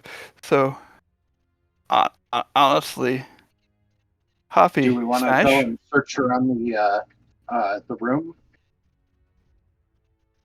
I would like to. Can we look at everything else before we just do the dumb thing? That would be cool. Yeah, that sounds That's good. just a thought.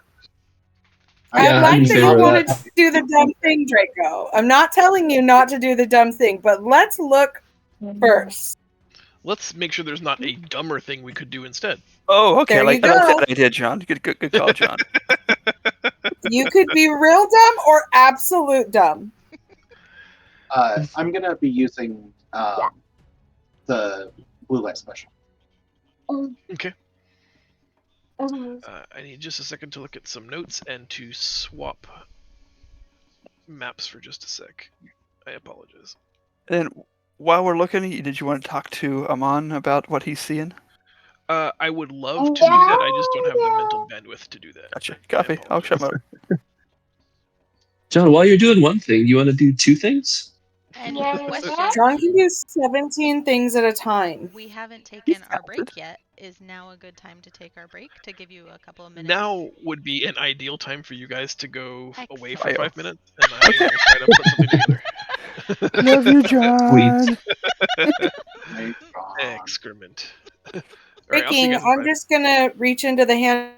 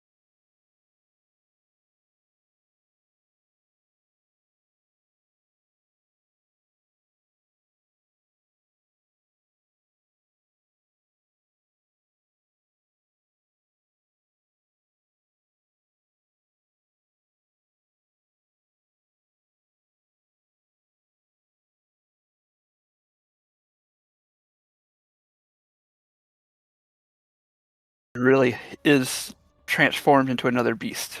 I Sorry, just guys, haven't done that yet. I had an important thing to finish. It's amazing. And it has this button that opens up the butt of What? it, like Nice. the Where's your space motors. pilot? Huh? Oh, the space cadet has. Mm. I'm so excited to send you your little care package. Everything is here. Oh. But the Oh. twins don't get back until around Easter, so I'm going to send them like mid-month so you get yours the same time Dana gets hers. Okay. No button that'll open up your butt, but No button that will... I mean, I suppose it would depend on how many you eat, but... You. Yeah, it was. They have definitely. I don't know if you know this, but like I really don't like Star Wars because it's all like destructive and like always like the spaceships because it was always about building and building cities and stuff like that in space.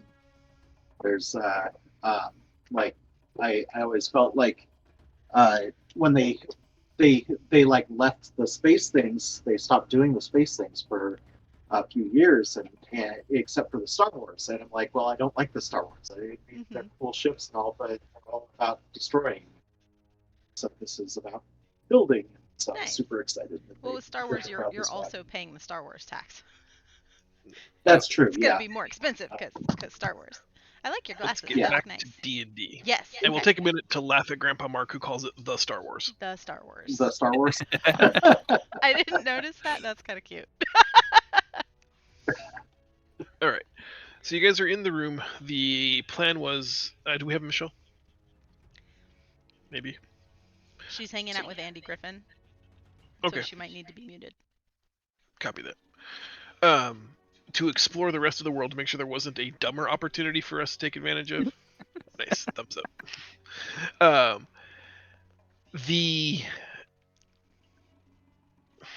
I guess, how about this? I just sort of broad strokes give you the layout of the arena of this huge area, and you can tell me which direction sounds more interesting.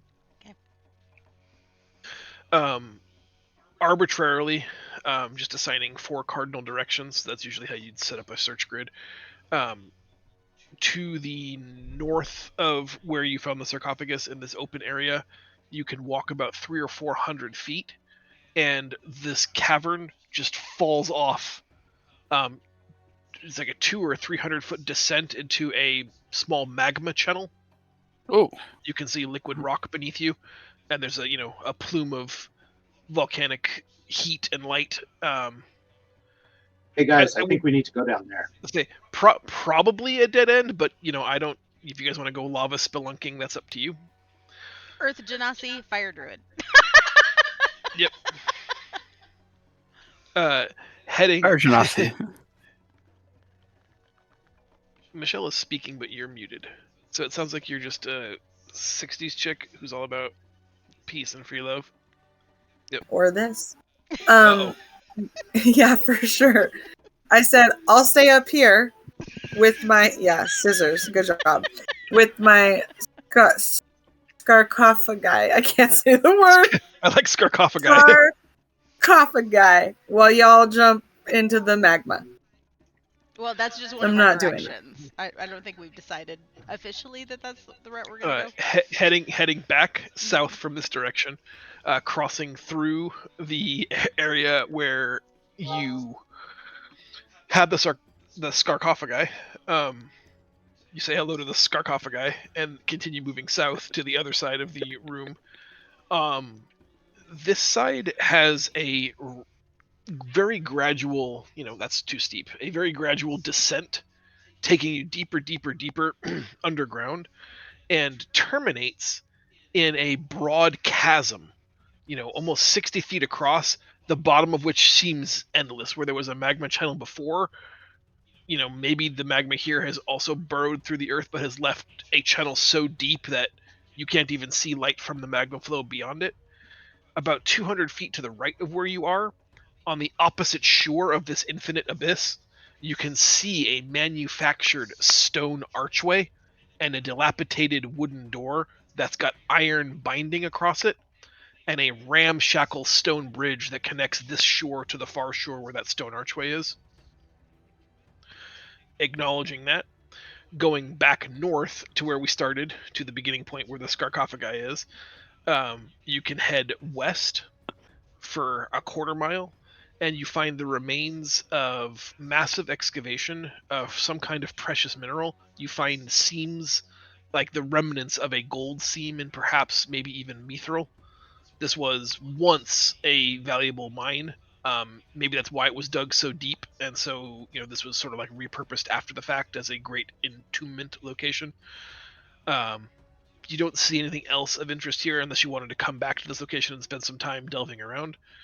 This is just broad strokes. If you head back west to the starting location and continue west, you, after about a quarter mile or so, find yourself inside sort of a hemispherical geode that has glowing blue lapis lazuli stone growing all out of the ground, but it's covered in a bioluminescent fungus, and there are some particularly large lattice-like crystals that grow up in like weird geometric patterns. They all come to like these jagged, sharp tips. They're kind of like look like murder stalagmites. Yeah. So Can we're we I want sell some it murder for money? stalagmites. Lapis lazuli is incredibly valuable. yeah. And you'd have to investigate the precious stones there and see what they're actually made out of. But potentially, yeah. So I say we open sarcophagi. You Wait, know, should we loot and other things that we want first, and then summon whatever the big bad is under the nah. sarcophagus? All right. If you're No, because convinced this that way, it's not just going to bring the whole roof down on top of us and make us lose well, all it's, of this forever. that's not going to happen. What's going to happen is we're going to summon something and we're going to take it out, and then we can And then we harvest. can fully harvest. Yeah. Okay. Yeah, my sarcophagi. Sarcophagi it is. No, And then I want I think that's a terrible idea. I'm interested in that bridge. Like, can I knock it over? Let's You don't want to knock it over. We and want to see cross what's on it. the other side first. But Alright, so I'd which say we direction do you sarcophagi wanna it. go first? Central. West, where the fire is. And no, north west is fire. is where the mines North are. is fire. Sorry. North is fire. The mines to the east. Okay. The lapis To the west. lazuli. Lapis lazuli is to the west. The crystals are to the west. Okay. So we're gonna Am go I to the wrong, west. John? I believe that's right. We're going Oh, to it investigate is. whatever the bioluminescent stuff is on the stones before we just willy-nilly start collecting some. So the plan is to go west to the lapis lazuli cave. Is that correct? I think so. Just a fraction of a second longer to. God, like you sons of so much. This is great. It's just I am way better on my feet in person when I have props and Yeah. can talk you through it. It's much harder in Roll20 where it's like, and I'll show you that sheet, and it Create looks something. like Yeah. I'm doodling right now. All right, so you guys walk the quarter of a mile west into this where the stone has kind of fractured. There's a slit in the wall that you're able to sort of shimmy through, and it brings you across and up into the upper half of a geode, of a large, domed stone geode. As described here, let me show you a picture. I think this will work. Do you see something roughly what I've described, or are you seeing Yeah. anything? Okay, good. Okay, good. Are these indicative of locations that we can investigate or locations that we can harvest? Those are the more dense purple I called them murder stalagmites, I believe, because they all end in like these very jagged tips, like they've grown specifically to a very fine point. They are darker in color and seemingly far denser than the surrounding material. They look more crystalline. I don't know if you've ever held like raw lapis lazuli. It is like a dull blue stone with golden flecks or seams in it. This is a much richer purple and almost crimson. And like I said, these appear like they're more shaped and formed, sort of like a quartz crystal might be. Like an amethyst? Sure. Okay. But there's something growing on everything? Yeah, there's like a soft fungal layer that fills this whole cave up with just soft blue light. Would that be like a nature investigation, or? To eat it, yes. Who would know more about what it is I- whether or not it's safe to touch? That's not how you ask that, Meg! John, John, I'd like to look around and see if I can see any obvious. Don't step there. Don't go there. What is this? That's how you ask that, except if you have nature, you say, do I know what this fungus is? I'd like to look at it more closely. That's how you do that. I definitely don't have nature, so I do. I will not. Yeah, be- And so I'm very curious to look into it. Oh no! And Poppy, eats it. don't do the check if you don't have it. I do have it. I just you have to negative 2 Say the intelligence. thing first. You guys, please play Dungeons and Dragons with me. Hoppy the Minotaur has correctly identified these as beefsteak mushroom fungus. They are incredibly edible and a delicious, tasty treat. I mean, you gotta trust the animal in the group, right? No, Amon. I'm sensing that you should double check this. Yeah, I would love to look at this fungus very closely and That's right. No, See what tell I can them see. no. Oh my Poppy's God! like, Say "Ah." the fucking thing. I quit. I'm gonna I knock quit. it out of Hoppy's hand, and I'm gonna knock it out of Hoppy's hand and say, "Why don't you let me look at that, buddy?" Oh, Poppy hungry. I don't think it's out of places with one hand. These have been. Draco taking a second look, I guess, with Amon and Hoppy putting heads together to see if this is in fact a delicious edible phosphorescent fungus. You can't identify the species specifically, Draco, because there are literally millions of them probably yeah. in the world. You don't think they're necessarily toxic or poisonous. You also don't think that they're necessarily like nutrient rich or a good idea to eat. If Hoppy insists on eating them, tummy ache worst case scenario, but there's nothing poisonous or toxic about them to your understanding. This is just one of many like bioluminescent lichen that exist in the deep places of the world. Well, Hoppy's gonna eat it because he's Uh, pretty sure that they're The delicious. only curiosity for you, Draco, is that most of these lichens and fungi tend to grow only in places where there's biologic material for them to feed on. So that this cavern this geode is blooming with it is odd. Hey Draco, I Is have this an crap? idea.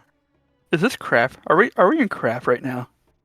Are we Draco. in someone's bathroom? Yes. What? I'm on. Ancient Titan is just shitting in this cavern. I have an idea. I have a new spell, speak to plants, and I can maybe talk to this fungus and see what is going on in here. You try. Fungus isn't quite a plant. It's not quite an animal either. It's in He's, between the poo. I mean, compared to Sarcophagi, this guy's a real fun guy. I still quit. I still quit D&D. In case you're wondering. Yeah, go. If you wanted to see if you could chit chat to this, but it's not really a plant. John, what's your thoughts on that? I got my socks in the mail. Thank you both very, very much. And in honor of the Oh, socks, good. I would say you can try. You can try. Of course. All right, I'm gonna cast speak to plants. Okay. Are you targeting any specific fungus? The Poppy's ones trying to closer to the death Purple. the death That's things. stalactites. Move yourself to where you want to be, and that will help me inform what they would or wouldn't know. Here's where I is.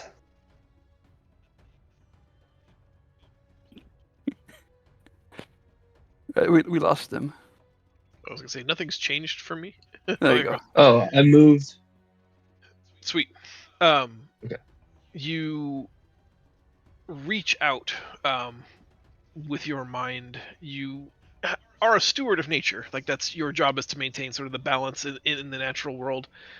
You touch them, sort of just trying to get a gentle sense of how maybe long they've lived here, or how resilient this organism is. And as your bare finger brushes up against them, you hear 100 voices speaking at once in a high-pitched voice, like directly feeding into your mind. Hello, friend. Do you know the master? Are you coming to feed us? This is the bathroom. I do not know the master. What is it that you typically eat? The master, our creator, gives us bountiful feasts, a harvest so that we have multiplied to many. Guys, we are in the bathroom of a very large being. This is the outhouse. Can you tell me about your master? He is wonderful and has given life to us all. There's like a ripple, a shimmer in light that just sort of like dances around the entirety of the room. Like this giant algae bloom functions as like one giant sentient being. How long have you been here? It doesn't. You get the sense it doesn't understand how to reckon time, but this is the he has had more iterations, more fathers who gave birth to children, who gave birth to children, who gave birth to children that he can remember. Trying to extrapolate for like the expected lifespan of a fungus that would still be many, many years. Mm-hmm. Can you tell me anything about these colorful stalagmites here? He responds that we are almost done removing them. Our Lord fears them terribly, and they must be destroyed. It takes us a long time to eat them away, but it's the very least we could do for him. Mm. Do you know why your master fears them? Me? Is he eating bodies? Are you eating dead people's? Oh, these Are you like pigs? stalactites. They're eating the stalactite stuff. The crystals. hear Lapis Dad? lazuli. They tell you again in their annoying high-pitched voice that the purple spiky ones hurt him terribly. We should take some. Hemorrhoids. Yeah, right. That's what he uses to wipe his butt with. If you approach them, they warn you to not get too close. They will certainly hurt you too. Please avoid them. We can safely eat them. It just takes us a long time. Difficult to chew through they are. Is there anything else you can tell me about your master or who he is? Have you ever seen your master? Frequently. Hmm. He comes and goes from this place to deliver unto us his sacred feast.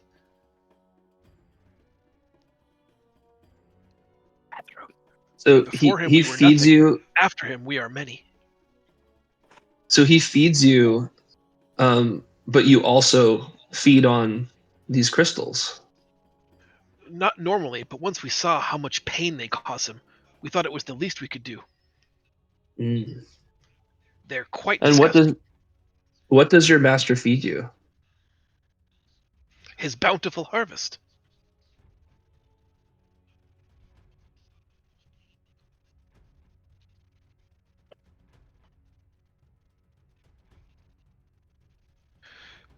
Oni, You're not trying to getting figure out- anywhere. You guys are far back, and Yeah.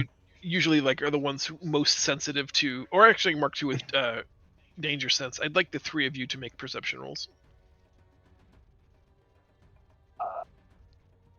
Danger Is sense this plus. My perception is not danger very good. sense? She says rolling a 17. You know. But it was only +1. It could have gone either way.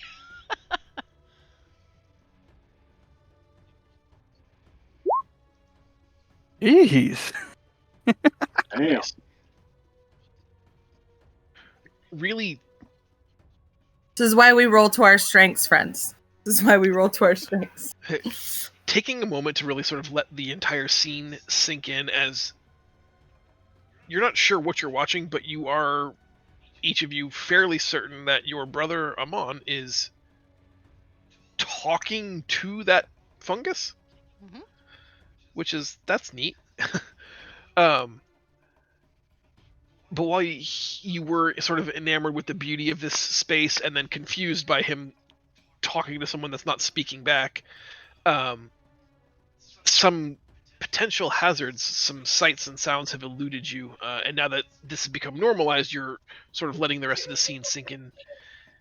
There are 2 or 3 mounds of dirt in this area, and one large hole at the very southern end, almost 10 feet in diameter. And just as each of you sort of see that and turn to one another, like to ask that question, there's a small rumbling in the cave, and everything, the whole walls shake. The hemisphere of the geode, rumbles. That small particulate falls off of the ceiling, sort of like raining the shower of detritus down on top of each of you, and the ground beneath you moves and trembles, and for a moment almost becomes like semi-solid, like a non-Newtonian fluid. Like you feel like if you wanted to, you could easily just sort of like sink into it almost as it's vibrating. And whilst that's happening, Amon, the fungus all glow in much brighter, brilliant intensity, and they all say, "The Master returns!" Guys, we should hide. I'm gonna say, guys, these crystals do significant damage to whoever's about to come into this room, and I just want to take my sword and just try to hack off some of these crystals. Okay. You strike the crystal. I need you to make a dexterity saving throw. Dude, what in the dumb? Okay. Can I try and hide somewhere? Yeah, I'm While trying to he's hide in being the corner. dumb? Amon, as you slash at it, trying to just sever a stalk off so you have like a makeshift dagger or a spear point, as you hit it, it shatters into 1,000 razor sharp little spindly bits of crystal, and just boom, in a shower and a hail of like small little razor crystals. You just get pin cushioned by them. You will take half of this damage because you are quite dexterous. You take 6 points of piercing damage as they stick into you, and everyone that you pull out leaves like a bruised, bleeding welt. The circumference around which is incredibly itchy as you pull them out. John, where is it coming out at? Is it coming out of this or? That's where you guys emerged from. That's the crack in the seam of the geode that you guys emerged from. It's hard. the purple geode that he hit is here. That's where that like 15-foot cone is coming from. And the creature, the thingy's about to emerge, but I haven't given you a location for that yet. Okay. I thought you said it was coming. You said you were going to hide. I hid. Mm-hmm. Does anybody else want to take any additional actions? Now that the thing is shattered, are there any significant pieces that I can pick up as dagger size, or are they all just tiny? They're very, very small. You could pick them up, but they're maybe longest one being an inch and a half tops. I don't really know, like Oni wouldn't really know what's happening. She'd just be observing, but as soon as she sees Renan take a defensive, like hiding stance, she's gonna just kind of stand and prepare herself for whatever. but make sure that she's standing in front of Renan. And I'm going. Since I recognize that that this fungus is the bioluminescence, I told you guys. I think we're in the bathroom. Like this is an outhouse. I'm gonna try not to Like- touch anything. Yeah. So heads up. And who's about to come really needs to go. Just saying. So we could go too. We don't have to, catch a guy with his pants down, so to speak. As I you just want to guys see what this is. get to hiding places, I could do passive demonstration. Oh, but we're He not wouldn't all mind it. together. That Yeah. Probably. Yeah, I think we're all just gonna hide. the Okay. sand on the floor of the room bursts open. A huge cavitation and shockwave happens, sending ripples in the solid stone forward, like it had somehow managed to liquefy that solid stone. And a massive creature with a beak-like jaw full of jagged teeth emerges out of this hole, crawling quite easily. It has the characteristics of a shark in terms of profile and like obvious predatory posture, but also sort of like a mole or some kind of underground, burrowing creature. It does have a dorsal fin that runs along the length of its back, and it has brutal claws and teeth. It emerges from the hole and unceremoniously begins to walk over into this corner and relieve himself in a giant pile, stacked 8 feet tall. It then Fucking gross. begins drawing an excessive amount of air in through its nostrils. And its head is on a swivel. It smells something unusual in its sacred place. Because everybody needs a safe place to poop. Okay. I'd like to I'm gonna just shoot an arrow at this at the crystals Hey, next no, to it. no, leave it alone. It's just shitting. Let it shit and we'll leave. My God, don't start fighting it. I want to cast animal friendship so that way, don't attack. Could I use animal handling or nature or something? to How about tell this? what- I normally advocate for players not telling other players what they can and can't do. So let's roll initiative, and we'll put it in the turn order, and I would like each character to feel free to do whatever they want to do as a player. I'm always going to tell Always- you what I think. You never have to do what I say. But I always will get the always rare tell bottle. you All right. what I think. I don't think I've ever gotten above 8. Oni, you're the first on the initiative order. What do you want to do?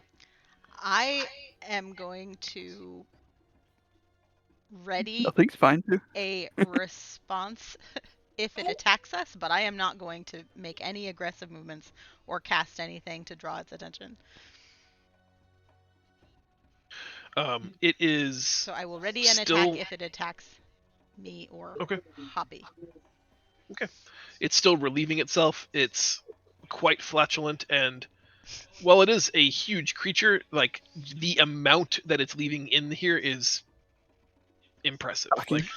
Like you Is just, it a prodigious pooper? it is a prodigious pooper. Like you just go like, how is it still shitting? It's on his Hoppy, phone. Doot, doot, doot. Nice. Can I use either nature or animal handling to kind of get an idea what's going on with this thing? Sure. Are you proficient in nature? I am proficient in both, yeah. Yeah. Give me a nature check.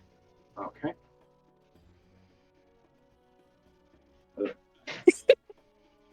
Pretty sure it's a dog.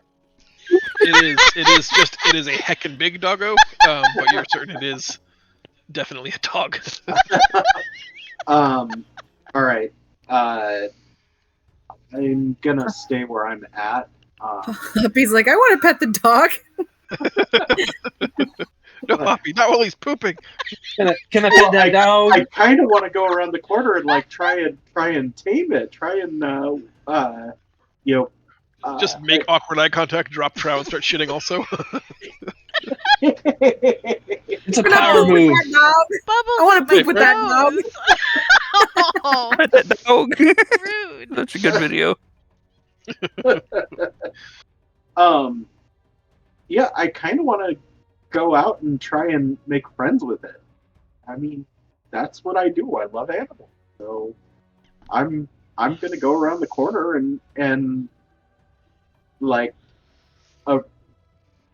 approach it non-threateningly. Okay. Can I use? That's its surprise face while it's pooping. Can, Yeah. can I say good dog or? I will let you make a animal check. Or I guess it's animal handling. Nice. You do everything that you would do with a dog. You don't make direct eye contact. You hold your hands palm out, but you don't force them towards the dog. You allow the dog to see you and not be in its blind spot. It is at this moment, Huppy, that you realize a terrible mistake has been made and that this is not a dog. That it is, in fact, some kind of land shark creature towering over 12 feet tall. And it hears you stepping. Like every time your foot touches the ground, it zeroes in on exactly that footfall. But you see that its eyes are completely white and opaque. You get the sense that it sees not with its eyes, but with some kind of tremor sense. And you make a lot of noise as a walking person.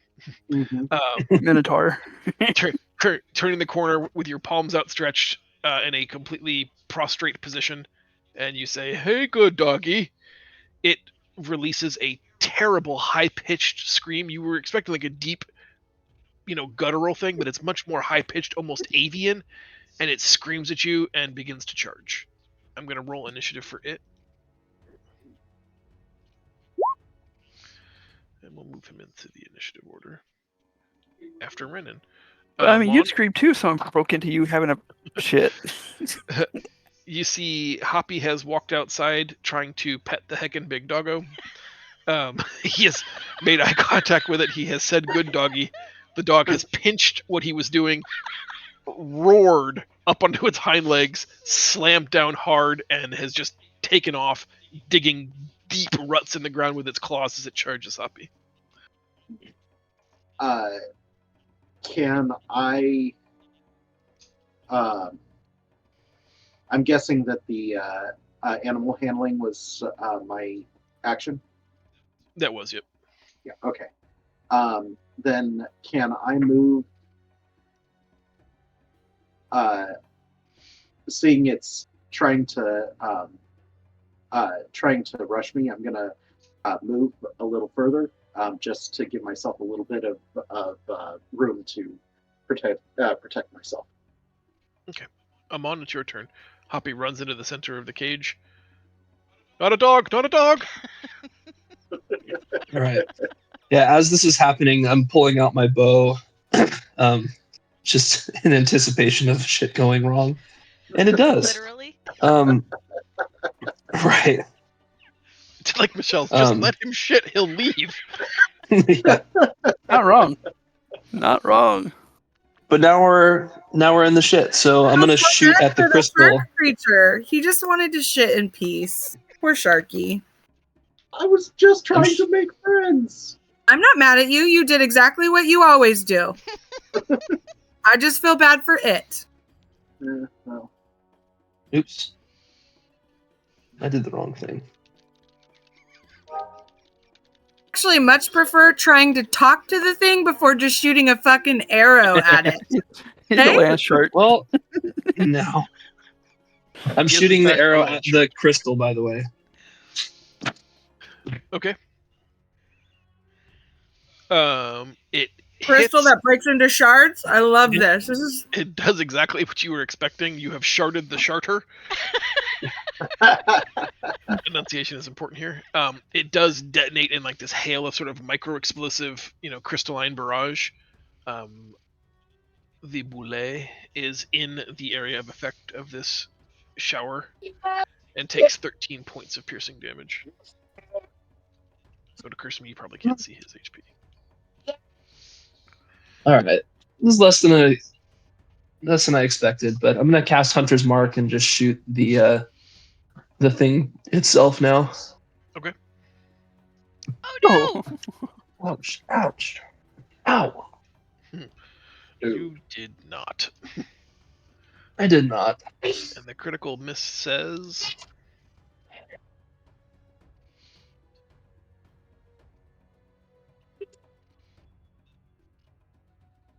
as you attack your opponent, you begin to fear that they are in fact superior. You have disadvantage on your next attack roll against that target. You realize that you will never in your entire life shit a pile of shit as big as this guy has shitted. And that He is feels the shit. out. Yep. Renan, you act next. It's preparing to charge Hoppy, who is drawing it to the center of the room. You hear the explosion from the shards. I'm gonna say to Oni, loud enough for everyone to fucking hear me. You know what's really cool about having brothers and sisters that you fight things with? What? You love them no matter what. But they never fucking listen. And I am gonna jump back through the crack and leave you fuckers. Bye! Oh, that crack. Whatever we came in, I'm leaving. Yep. Enjoy. Have fun. I'll just be on the other side here, and I can hear you if you need me. Renan has left the chat. The land shart gallops and charges. Unexpectedly a remarkable athlete, it jumps in a giant, like, energetic dog ballistic arc, covering the 20-foot gap between him and Hoppy. Let me read this. Sorry, I was not prepared for this. It lands on Hoppy. Hoppy, I need you to make a strength check. Saving throw or check? Saving throw, excuse me. You do. You are not knocked prone. Instead, you sort of like bear upright its massive weight as it comes down on you like a Saint Bernard. You will take 7 points of bludgeoning damage, but not be knocked prone. And now it will make 2 bite attacks against you.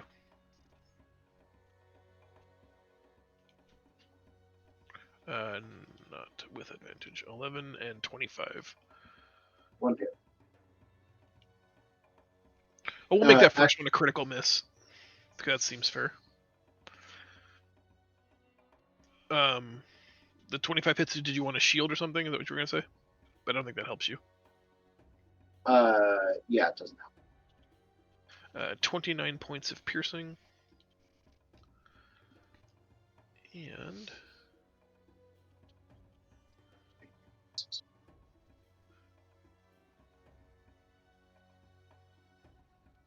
well, that's a bummer. He's going to fall prone. Oh, who wants a belly rub? Who wants a belly rub? Draco, it's... since I readied an attack in case it made a move against me or Hoppy, do I get to take my attack turns? Yes, but no movement, so whatever you can attack from where you are. Okay. Are you going longbow or no? No, it's fine. You want to throw one of your swords at it? Oh, I guess I could longbow. I mean, you might as well. It's a little bit of damage. 3. 19 misses. Wow. It's prone. Right, which technically means you have disadvantage on ranged attack rolls against it. Oh, okay.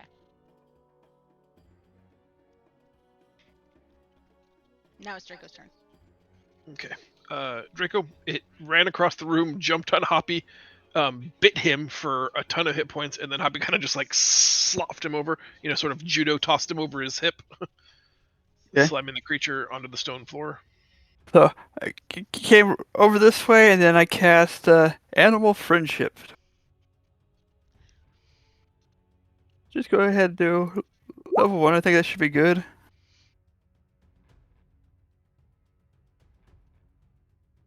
I'm guessing his intelligence isn't higher than 4. It is not. I succeed on a wisdom saving throw or be charmed by you. Wisdom is just a straight up roll. I got a 10. You weave the druidic rites and, in a very soft voice, caution it to calm down. It makes eye contact with you upside down on its belly.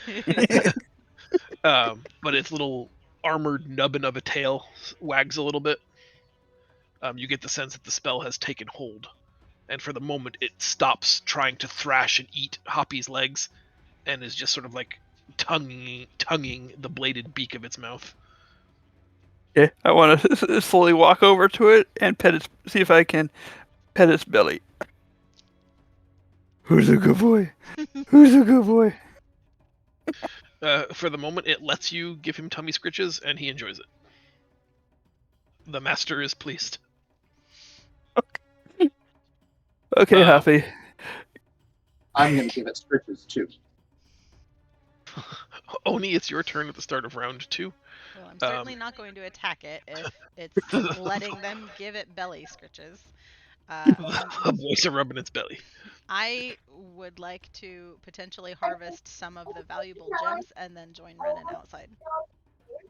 If there's nothing else for us to do in here. Like, grab a handful of cash and bounce. Pretty much. I do want to make sure that we take something of value from this cave, but there doesn't seem to be anything but the stones of value. Okay, so you're talking about the lapis lazuli that's like all around the perimeter? Yes, because I don't want to take chunks of that stuff that's going to explode all over me. Okay. That seems like a bad idea. Just make a strength check. Okay. To sort of that'll give me an indication of how much you're able to just kind of brutishly rend off the wall. Ew. Really? Not a lot, but you get a handful of chunks. Amon, in your mind, you can hear a bunch of voices go, "No!"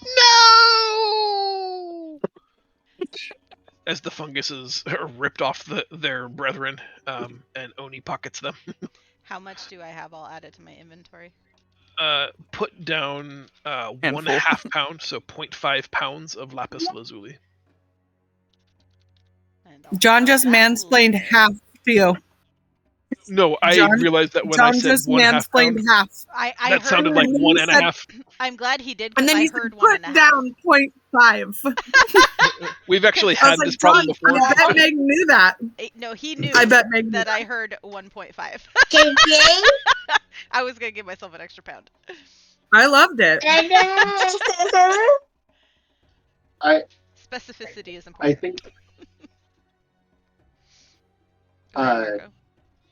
I think I'm gonna do basically the same thing, but I've got Knuckles of Knocking, so I can use it to double my damage towards this. Can I harvest more using that? We're about to fight some monsters. You want to use Knuckles of Knocking already? Yeah, it's just I would just roll a strength check and take what you can. I mean, I guess we can For always a come minute. back and get more. Yeah. For a minute, I can do double damage, and that would be.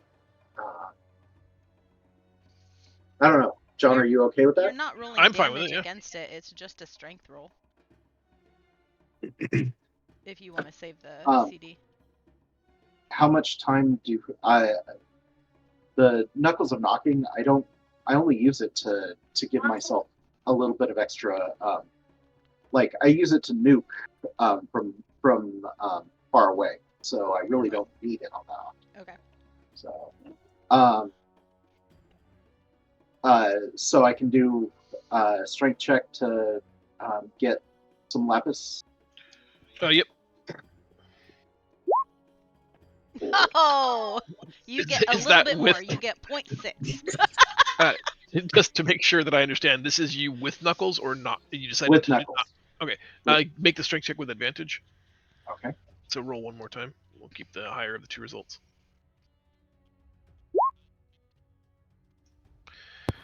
Impressive. It is not great, but since you do double damage to structures, you just kind of punch the fungus on. You hear them scream in agony as hundreds of them die as Hoppy just punches the moss-covered stone into bits. and you're able to pocket 2 pounds of lapis lazuli.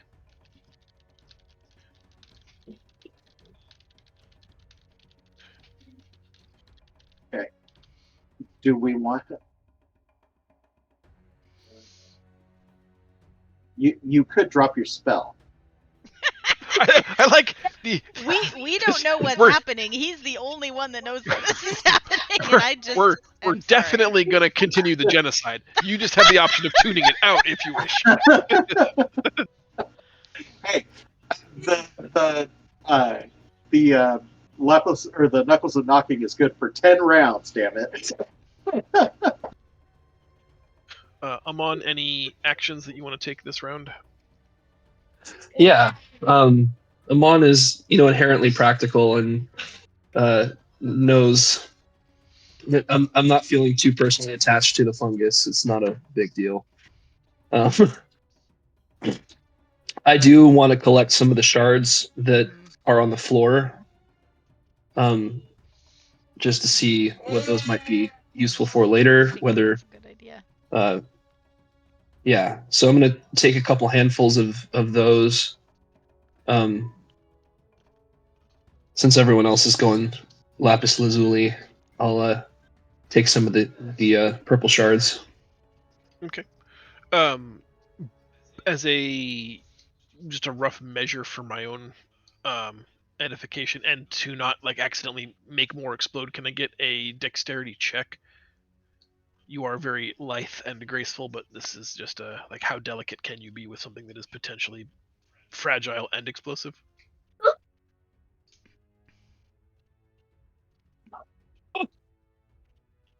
It can't be good. The answer is not very. So I'm going to say you end up with only like 2 slivers of this, and you feel like in this moment being any more greedy was going to result in you taking damage or making a mistake, so you end up with 2 slivers. Damn. All right. Well, I think we should all kind of head towards the exit while this thing is pacified. So Well, I'm gonna be pacified take. for a day.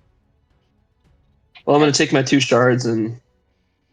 Oh yeah, I mean, do we want to do multiple rounds of harvesting? Like, are we just gonna harvest the shit out of this place? Not literally.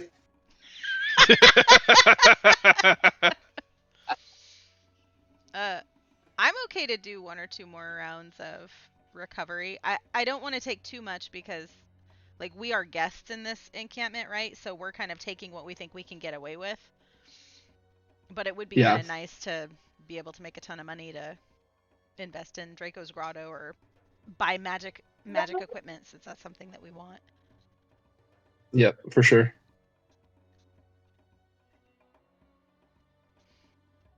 All right. Assuming time is not a constraint, assuming that Renan remains outside and the Boule remains friendly, like, what is your end goal for amount harvested? Because unless somebody makes a big mistake, that seems like something that can just be done outside of combat turns.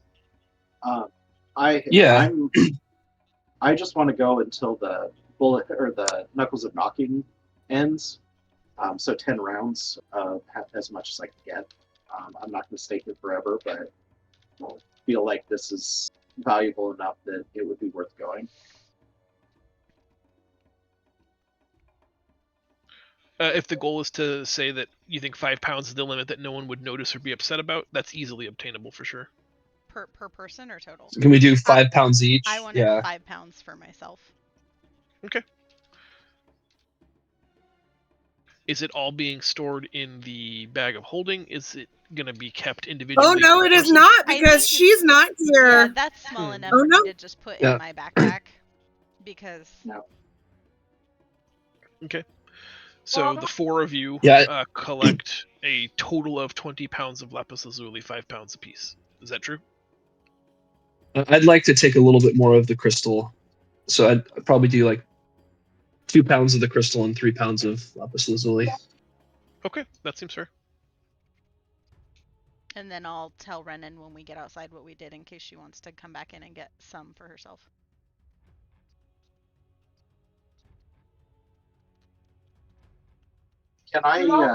Can I just preemptively get her 5 pounds of it because I feel bad that she decided that she was going to ditch out. Okay. Because my puppers didn't want to play nice. Good doggy. Yeah, you can grab another set. Is there anything more that you would like to do here? Nope.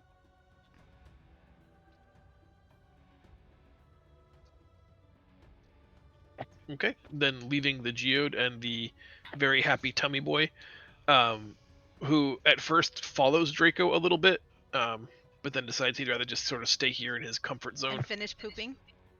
Mm-hmm. And then go back to whatever he was doing before he came here. There you go. Bye, buddy. But you have a friend in the land shart. I like that. Yay! That's a John, good while they were I was fighting tempted to beast bond the it, but shark it dog, didn't. John, while they were fighting the shark dog, I heated some stones and put them around my egg. Very thoughtful. Thank Hoppy's you. egg that I am babysitting for There are Hoppy. 3 of them. Right. eggs. The eggs. Good note. We've got 30 minutes left in game time. Do you guys want to call it early, or do you want to explore one of the other avenues down here? Let's explore one other area. Another So then area. there's just 2 left next. We've got the session. abandoned gold mine. We've got the bridge of Khazad-dûm, and we've got back to the sarcophagi.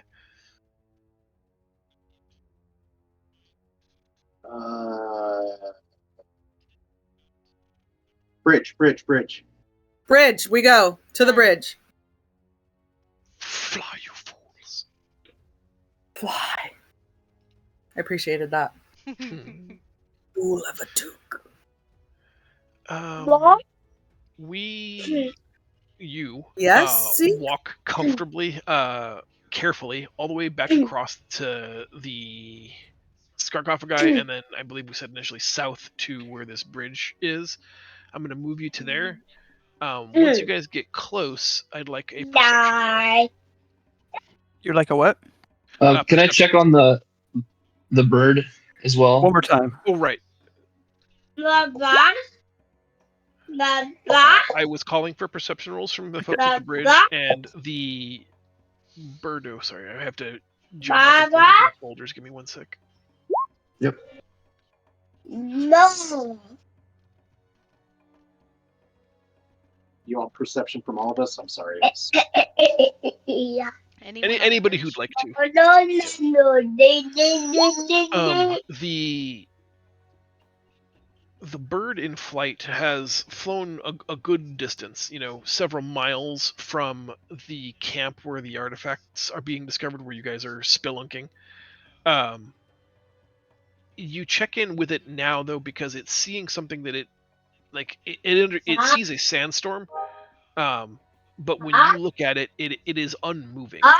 It is though a sandstorm exists as just a localized mini tornado that is just around this one area. It's about half a mile across in diameter, but it's not moving. There is a prevailing wind that you can observe through the hawk's eyes that is just blowing sand this way, and the vortex of sand that is circling this area is unchanged, unflinching to that current of wind, and the wind that it's generating doesn't seem to affect the sand at all either, giving you reason to believe that this might be some kind of an illusion. It looks like a nasty, terrible sandstorm, but you just, as a man of the desert, it doesn't have any of the hallmarks. It's unnatural. Yeah. Yeah. Sweet. All right, I'm just gonna let the party know that what I saw, and I think Should I that's tell where it we to need fly go. towards it? Should I kind of telepathically tell it to go towards that? See if we can penetrate that? I think so. See how close it can get. Okay. I mean, it's just a bird, so. A Like the summon two of you bird. just sitting in And a then corner. we'll- What do you want me to do? Should I penetrate it? And then we'll check in a little bit. Okay. I will give you right away, as soon as it flaps its wings and starts to glide into the sandstorm, your supposition was correct. There's no wind current whatsoever that, knocks it astray at all. And after only, a very thin, like 6 inches of depth into the storm, it sees a perfectly calm desert landscape, and flies around a rift canyon in the dune here that has a camp, houses, signs of civilization built into either side of the clefted rift valley like this. This is definitely the route we were supposed to take. Guess where we're going next? Mhm. To the bridge! The dwarves delve too deep. Too greedily. Alright. As you approach, this time with the intent to cross, ensconced torches on the far side of the bridge, as well as the near side, light up at your approach, as if some otherworldly force has snapped them into burning. And Amon, with his very keen perceptive eye, can see that the bridge is dilapidated, falling apart, barely supporting its own weight, but there's something shiny stuck on one of the stalactites or stalagmites or supports growing up out of the chasm. You are not sure, but it looks like a large golden bell, which, as you tell the party, doesn't seem like it could be right, but almost like, a large bell like you'd find on a ship or perhaps in a small church. So probably brass. Precariously hung on the edge of one of these outgrown stalagmite structures growing up out of the chasm. The bridge, like I say, looks dangerous to cross, but it's not terribly long. And surely that chasm can't go on forever, can it? Yeah, we see stuff poking up. Okay, so let's do this not stupidly this time. Oh my god! Are we gonna come up with a plan? Yeah, send Renan out first. jeez. Hey, Renan, just go. I try shitting on the smallest bridge. and the lightest. Oh, she's the smallest. I am the lightest. I don't know if you're the lightest, cow. Move. Rude. We should have one more thing of rope, right? Is there 5 or 6? There's 5 of us. There's 5 So of we us, should have- and we used 4 of them. Okay. Yeah. So we have one more thing of rope. Mhm. I have the immovable rod. Mhm. So we could attach the immovable rod to, or attach a rope to the immovable rod, and then somebody can walk across and tie it off on the other side. Hey, And just I would wondering if I suggest- could use my cloak and just whoop Teleport. over. do that. Is that a limit of times per day, or? Well, I haven't used it today because we had a long rest at the beginning of the day, right? Mhm. Yeah, Because I'm just wondering if Okay, we want to I hold was- that for later. No, I say use it. This is a good opportunity to. Although you'd be Okay. going by yourself if you trigger something, it's kind of dangerous. Maybe teleport someone with you. How much weight can you teleport? The rules as written is a Kaffa willing guy? ally and up to 500 pounds of cargo. I'm willing to stretch that as long as it seems like thematically or cinematically appropriate, but certainly only one additional passenger. Then maybe take Hoppy because he's the tank. That's what and I that was way thinking. If you trigger something, Mhm. Hoppy's also got the immovable rod, so. when I trigger something. Okay, can I look at this bridge? Can I check and see if there's any obvious steps I could take across it? Like, can I just take some time to look at it? So You've not rolled perception for this scene, so I'm okay with that, yeah. let's talk about how we can get that bell first. Well, maybe the bell is just to signal the coming of something large enough to shift the ground. Light the It beacons could of be like a Gondor. warning. We have the theme. Is Or it hung shoot like it it with an could arrow. be, or is it just like fallen off the side? I mean, I guess both could technically be true, but your read on it is more like it was just haphazardly landed there from God knows where. It does not look intentionally Probably hung. above. So could we use Fire Guy to go over to it and attach a belt or a line to it, and then we can use that to carry it back over to us? Well, we only have one rope, and we need to use it to get us across the bridge, right? So, do you want to use the rope for Well, the I belt was- or the rope for that? Well, we I use- can summon Mike too to go grab it, and then he'll just be with us for a bit. I think it was. John said it was a large bell. So, I mean, I think we're into a conversation now that is awkward, but is worth having. We have to know, Mon, how big is my cock?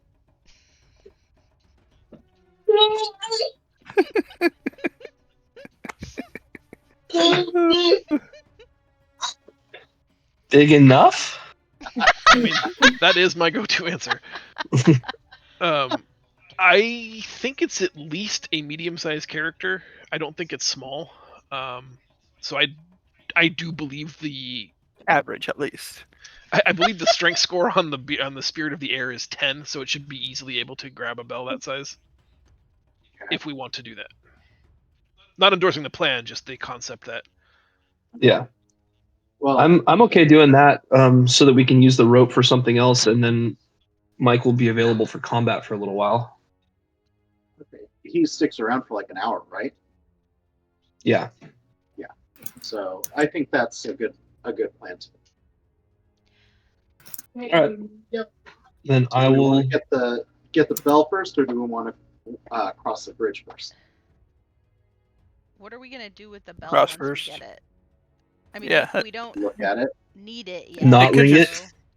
so we need to tie the rope to the movable rod before you two transfer across with the cloak. Yes. And we need to look to see if there's anything to secure the other end of the rope on this side to create like a walking guide in case the bridge collapses as we're crossing. That was the movable rod. That's when we were tying the movable rod to it. Right, but we have to tie it the other end to something else, right? In order to Yes. make it. Yes. Okay. And go that's why Renan. Renan was going to go across. Renan has her hand up. I don't think you ever answered my question after I rolled my perception. You're right, I did not. The bridge has no, to your best professional eye, no obvious traps. However, the ramshackle status of this bridge is trap enough in your estimation. You do worry that someone as big as Hoppy might be enough weight, to offset its balance. You're fairly certain that you yourself could skitter across it without disrupting it. You assess that the bridge is unstable, but you don't see any obvious traps, I guess is the cut to the quick. Okay. I'd like to lean into my circus days and try some fancy acrobatics across it. Some backwards.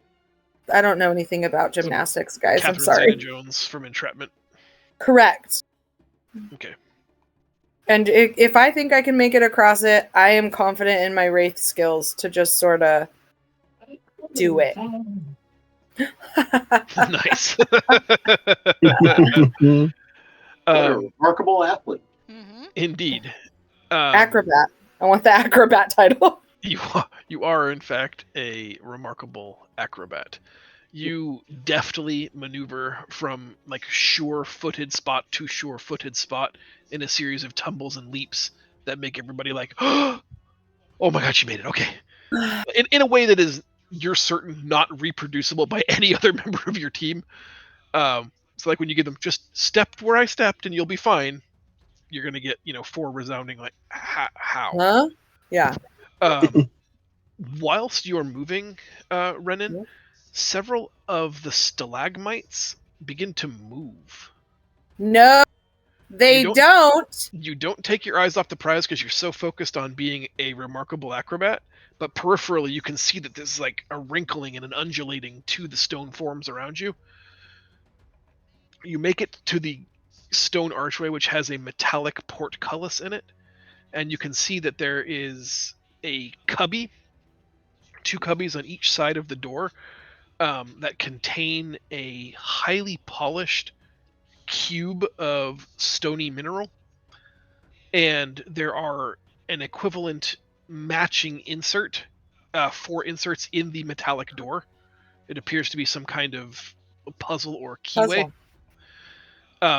And whilst you don't immediately understand that puzzle, you look backwards at your friends, and the stone stalagmites continue to move and writhe until eventually you see what they are as they sprout stony wings and come to life.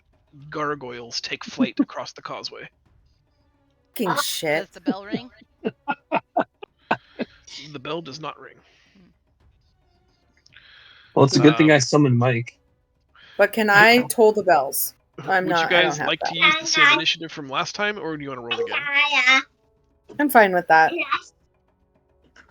I don't know what everyone else had, so that's probably not fair for me to say. Whatever. Doesn't matter. I'd say Draco rolled a 7, but he always rolls very low, so it's not like it's going to be different this time. Right. It's so true.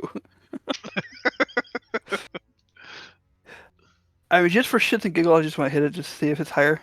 Sure. There to go. Hey, holy shit! Marginally. But still last. Still last. Do you want us all to roll, John? No. I was just. Oh, yeah, no. We will start with Oni. You're the first person to respond to the danger of the gargoyles taking flight across the causeway. What would you like to do? You see your sister safely on the other side, giving you the na boo boo. Yeah. But I also, do I see the gargoyles coming up around her or no? Oh yeah, they're visible now to everyone, apparent. Wait, even me? I got a 6. My perception earlier. Giant flying stony behemoths. Yeah. Okay, cool. I'd like to try to get to her because I can't compel duel this gargoyle. It's too far away. It looks like this section of bridge might be sturdier, and that would put me close enough to compel duel it. Can't you compel duel this guy? Yeah, but I was more thinking about how to protect Renan. I don't need to compel duel that guy. I can just shoot him with a longbow. So I think maybe I'm gonna longbow this one because I'd rather try to not have more of them attacking her. So I'm gonna just like scream and make a ton of noise and then shoot this one and hope that that draws the attention of the other ones. Okay. And I'll step over here. Yes, Draco, hide your parts. It's little guys. This may not go well.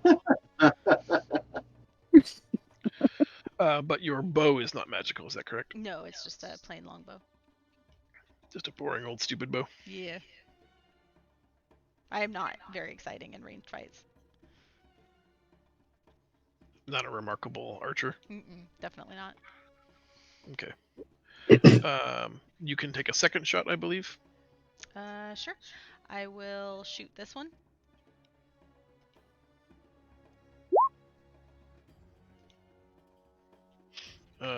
Also it becomes 1 damage.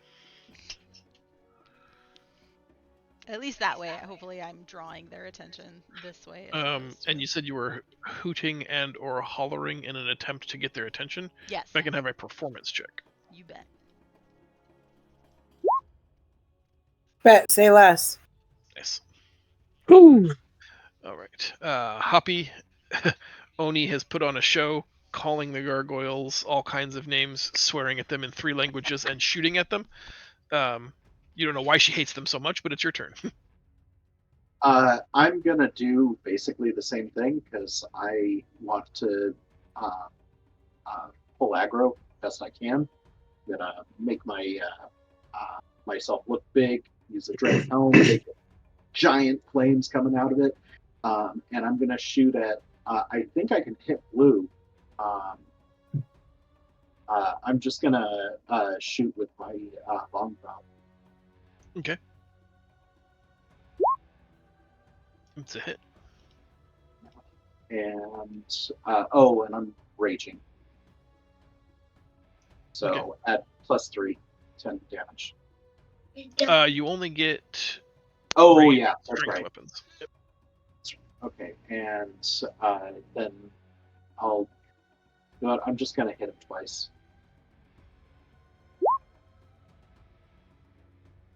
The 13 misses. He turns his stony wing into a shield temporarily. All right, we move to Amon. Everybody's trying to horn in on your turf, Amon. They all think they're archers today. Here's a tip, guys. You gotta arch your back. Bend over, make your knees touch your elbows. All right, so I'm gonna cast Hunter's Mark on the purple guy.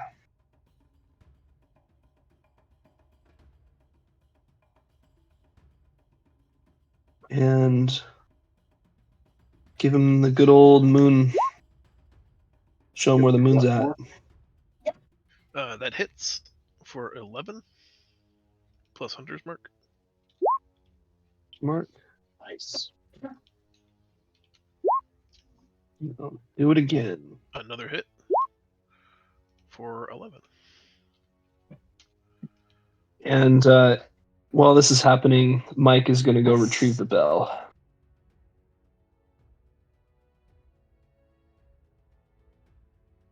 And bring He's it back to easily me. able to wrest it free from the stone, and he'll drag it back to this area.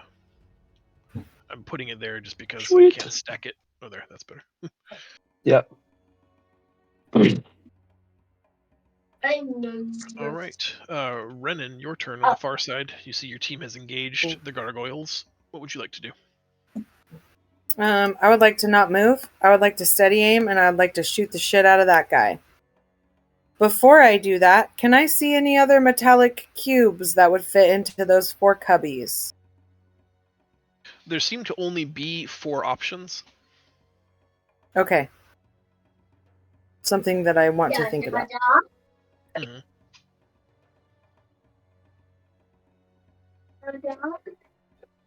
Which one are you shooting?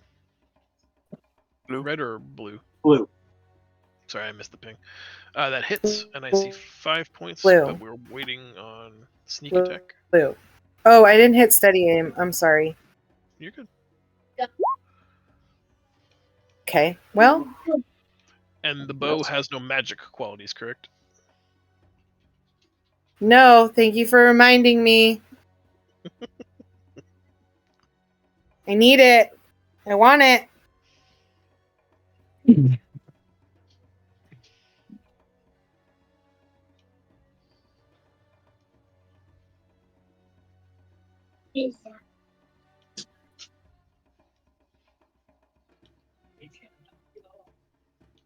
That's all I got, bud.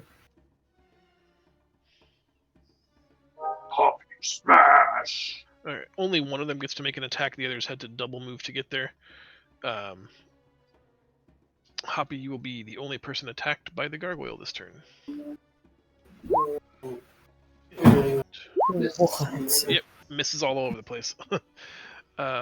Draco, it's your turn. The gargoyles have sort of made pseudo landfall on this side of the bridge. It's getting a little crowded over here. It is. Kind of scurry. Guess I'm gonna do a scorching ray. I'll start with purple. Hit. One more. Miss. And another. Hit. He is dead. Okay. And then I'm gonna move on over this way. Run away! That's right. There's more than 3 of them. They could swarm me. Exactly. All right, Oni, round 2. You have brought them to you. All right, here we go. I'm gonna continue attacking green. I assume with your longbow. Nope. Oh, okay. With a critical hit and a 94.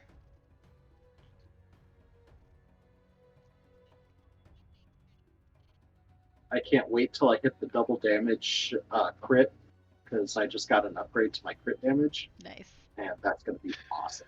Roll an additional set of damage dice above and beyond your normal critical roll, and the target suffers 1 unit of exhaustion as you strike with extreme force. How do I just roll the double damage?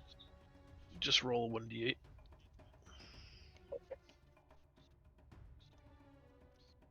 Boy, I wanted that to be more exciting. Don't we all? He is winged at about a third of his maximum health. Okay, and then I'm going to hit again. Oh, Nice. Okay. what did he ever do to you, Oni? Jeez. I was worried for Renan's life. She was by herself over there. I'm making an example of them. After your attack, you can choose to automatically succeed in grappling your opponent if you have a free hand, or shoving your opponent if both hands are in use. Both hands are in use. I don't know that I really want to shove it away from me, though. We decided that you could also just kick it prone if that was your flavor with this critical bonus. Would that give me advantage on a melee attack? It would. Done. Okay. You kick him in the chest, laying him flat on the ground, and I believe you have 1 attack left. Didn't that kill? Yeah, he only had Green- a third of his life left. He's still got more? He had 18 hit points, and you did 15. 15. Okay. Ooh. Well, that should finish him off. It does.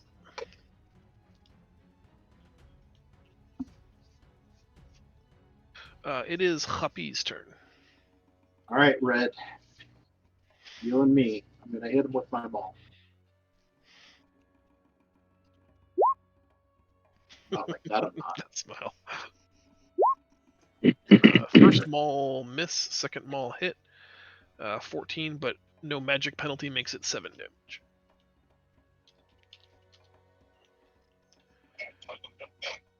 Is Amon's turn.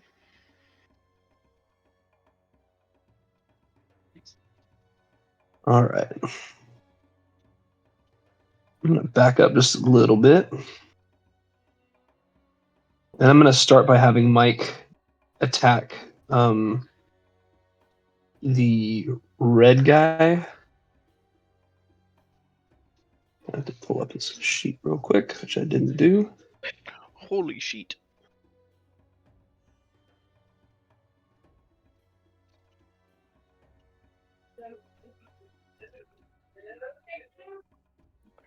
Just taking forever to load.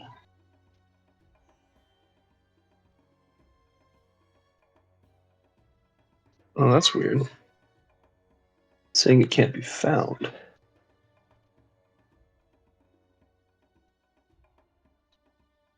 There we go. Okay.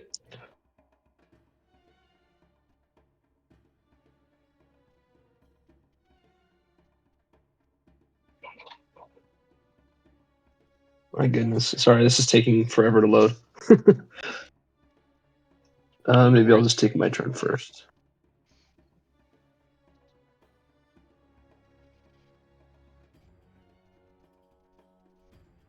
Yeah, so I'm going to move Hunter's If you want Mark. to do it manually, the Um, bird's attack is called Maul, and it's going to use your spell attack and does a d8 plus the spell's level plus your spellcasting modifier. So wisdom modifier plus 2 plus a d8. And the to hit would be your wisdom modifier plus your proficiency bonus. Okay. Everything's running slow now. I'm not sure if it's what or what, but Sounds like it's what? Yeah, that's what I'm thinking. All right, I'm just going to take a monster turn first. I'm going to move Hunter's Mark to the green. Fire on that Moonchild. I see 8.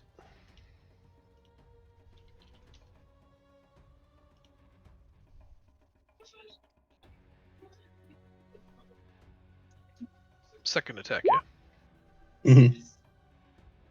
Everything's just going nice and slow. I get that.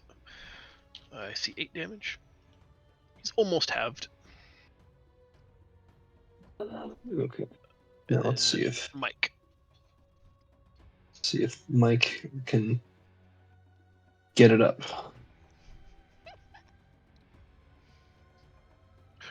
Why won't Mike Hawk do what I'm telling it to do?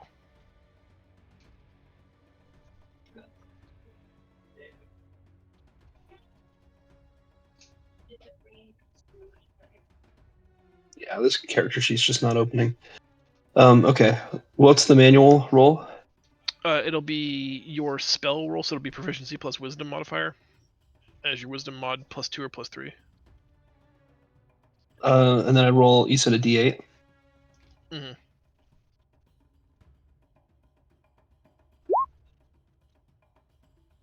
So you got a 7 plus my wisdom modifier, which is 3. That'll be for damage. You have to hit first, though. Oh. Which is a 20-sided die Which plus is your just a wisdom normal modifier 20. plus proficiency. Proficiency at this level is 4. So it's either going to be a +6 or a +7, I would suspect. So I'm just going to roll the D20 first. Your wisdom is actually a +3, so you add 7 to that, and you get a 15 as the result, which is their armor class. And you do D8 of damage, which turned out as a 7, +2 for the spell, +3 for your thing, is 12 damage. Sweet. Thank you for making that easier. Mm-hmm.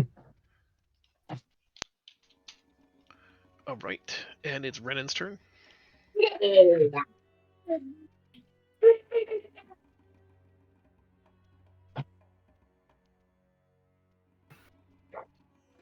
Rinse, repeat. I'll shoot red. I will try to shoot red. Don't shoot me. Don't shoot me.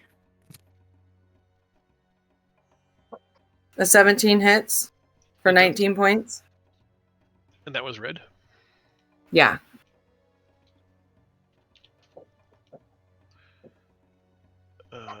Draco, you're up. No one's touched the bell, no one else has crossed the bridge, and we have 2 gargoyles remaining. Okay, I shall do. I'll try my little moonbeam action at red as well. Okay. Go.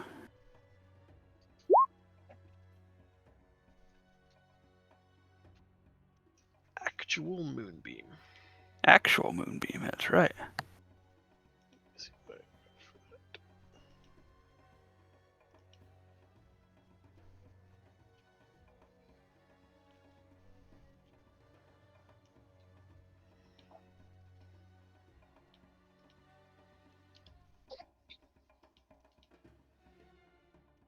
All right, and I have to make a con save. Is that right? Yep. You gotta beat 17. Nope. Awesome. Gets 9 hits of radiant damage. All right. That was Draco's turn. It's my turn as gargoyles. Or garboys. Actually, they should have gone before me. Yeah. I forgot. Oni, a bite and a claw against you.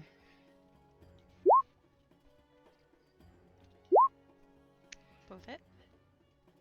I see 9 total, 4 piercing, 5 slashing. Mm-hmm. And the same bite claw attack against Happy. Oh no. I soaked the 9 for Oh, nice. Thank you. Megan. And I'm sure I'm just gonna die anyway, but let's see how badly. could disadvantage my next attack roll. I don't think he's going to see another turn, but if he does, it won't be good. All right, Oni, it is your turn now. Start of round 3. We've got 2 halvesies gargoyles. Just for grins, I'm gonna smack the bell. Okay. Wow. Reaching back with Okay. your sword, you tap the bell. Its sound is pealing and sonorous, but higher in pitch than you were expecting. The gargoyles writhe in pain and agony as their joints begin to freeze and slowly they just become motionless statues. You're kidding me. Nice. We did all that for nothing. Good job, Oni. Now, can we use the now dead gargoyles to shore up the bridge? Or use some kind of mud to stone, like bring some of the stalagmites up to fill in or reinforce the bridge so we can cross. I mean, these all seem like possibilities to me. Are you asking me or telling me that's what you want? Otherwise, Oni's going to try to make her way across the bridge to get to Renan. I'm all about that plan. Okay. Before we should have a light. Did we tie it off on the other side, Renan? No, we didn't go with that plan because originally Renan was going to teleport you over with the immovable rod, and we ended up not doing that. The rope is tied to the immovable rod on this side, and I thought she did the acrobatics over there so she could tie the rope off. I don't remember her saying she was going to take the rope. I thought that was part of the portal plan. Okay. So I did not take the rope as part of my plan. I didn't understand that part of the plan, so I don't want to fudge it and say that I did. You know? Sorry. So, Oni, do you want to take the rope with you so in case you get in trouble, maybe tie it around yourself? Yes, So if you but I get in want to trouble, do we a can time pull you back. check because we're afternoon already. So if we need to stop, we can start. I can start with my journey across the bridge at the beginning of the next session. I'm good with that. Okay. And I won't be here next week. I'm sorry, you guys. Something good or something bad? Something good. I'm going away for a girls' weekend. So Yay. taking a little TLC. Are we otherwise good for next weekend? And should we plan to play without Renan, or are we taking a bye week if anybody else has a rough time? I'm good with next weekend, but the following weekend I won't be here. For daylight savings time, I will be in Seattle. Okay. Fun. Just made myself a note for where we're starting next session. Cool. Just please remember to heat the rocks. Heat the Yes. rocks. I have scheduled us for next Sunday at 9 a.m. down a Renan, and then we know that the Sunday after that we will likely still play, but down a Draco. Yes. If anybody else has got cancellations for those weeks, let me know or let us know in Discord as soon as possible. If we're down 2 players, we'll probably just take a bye week.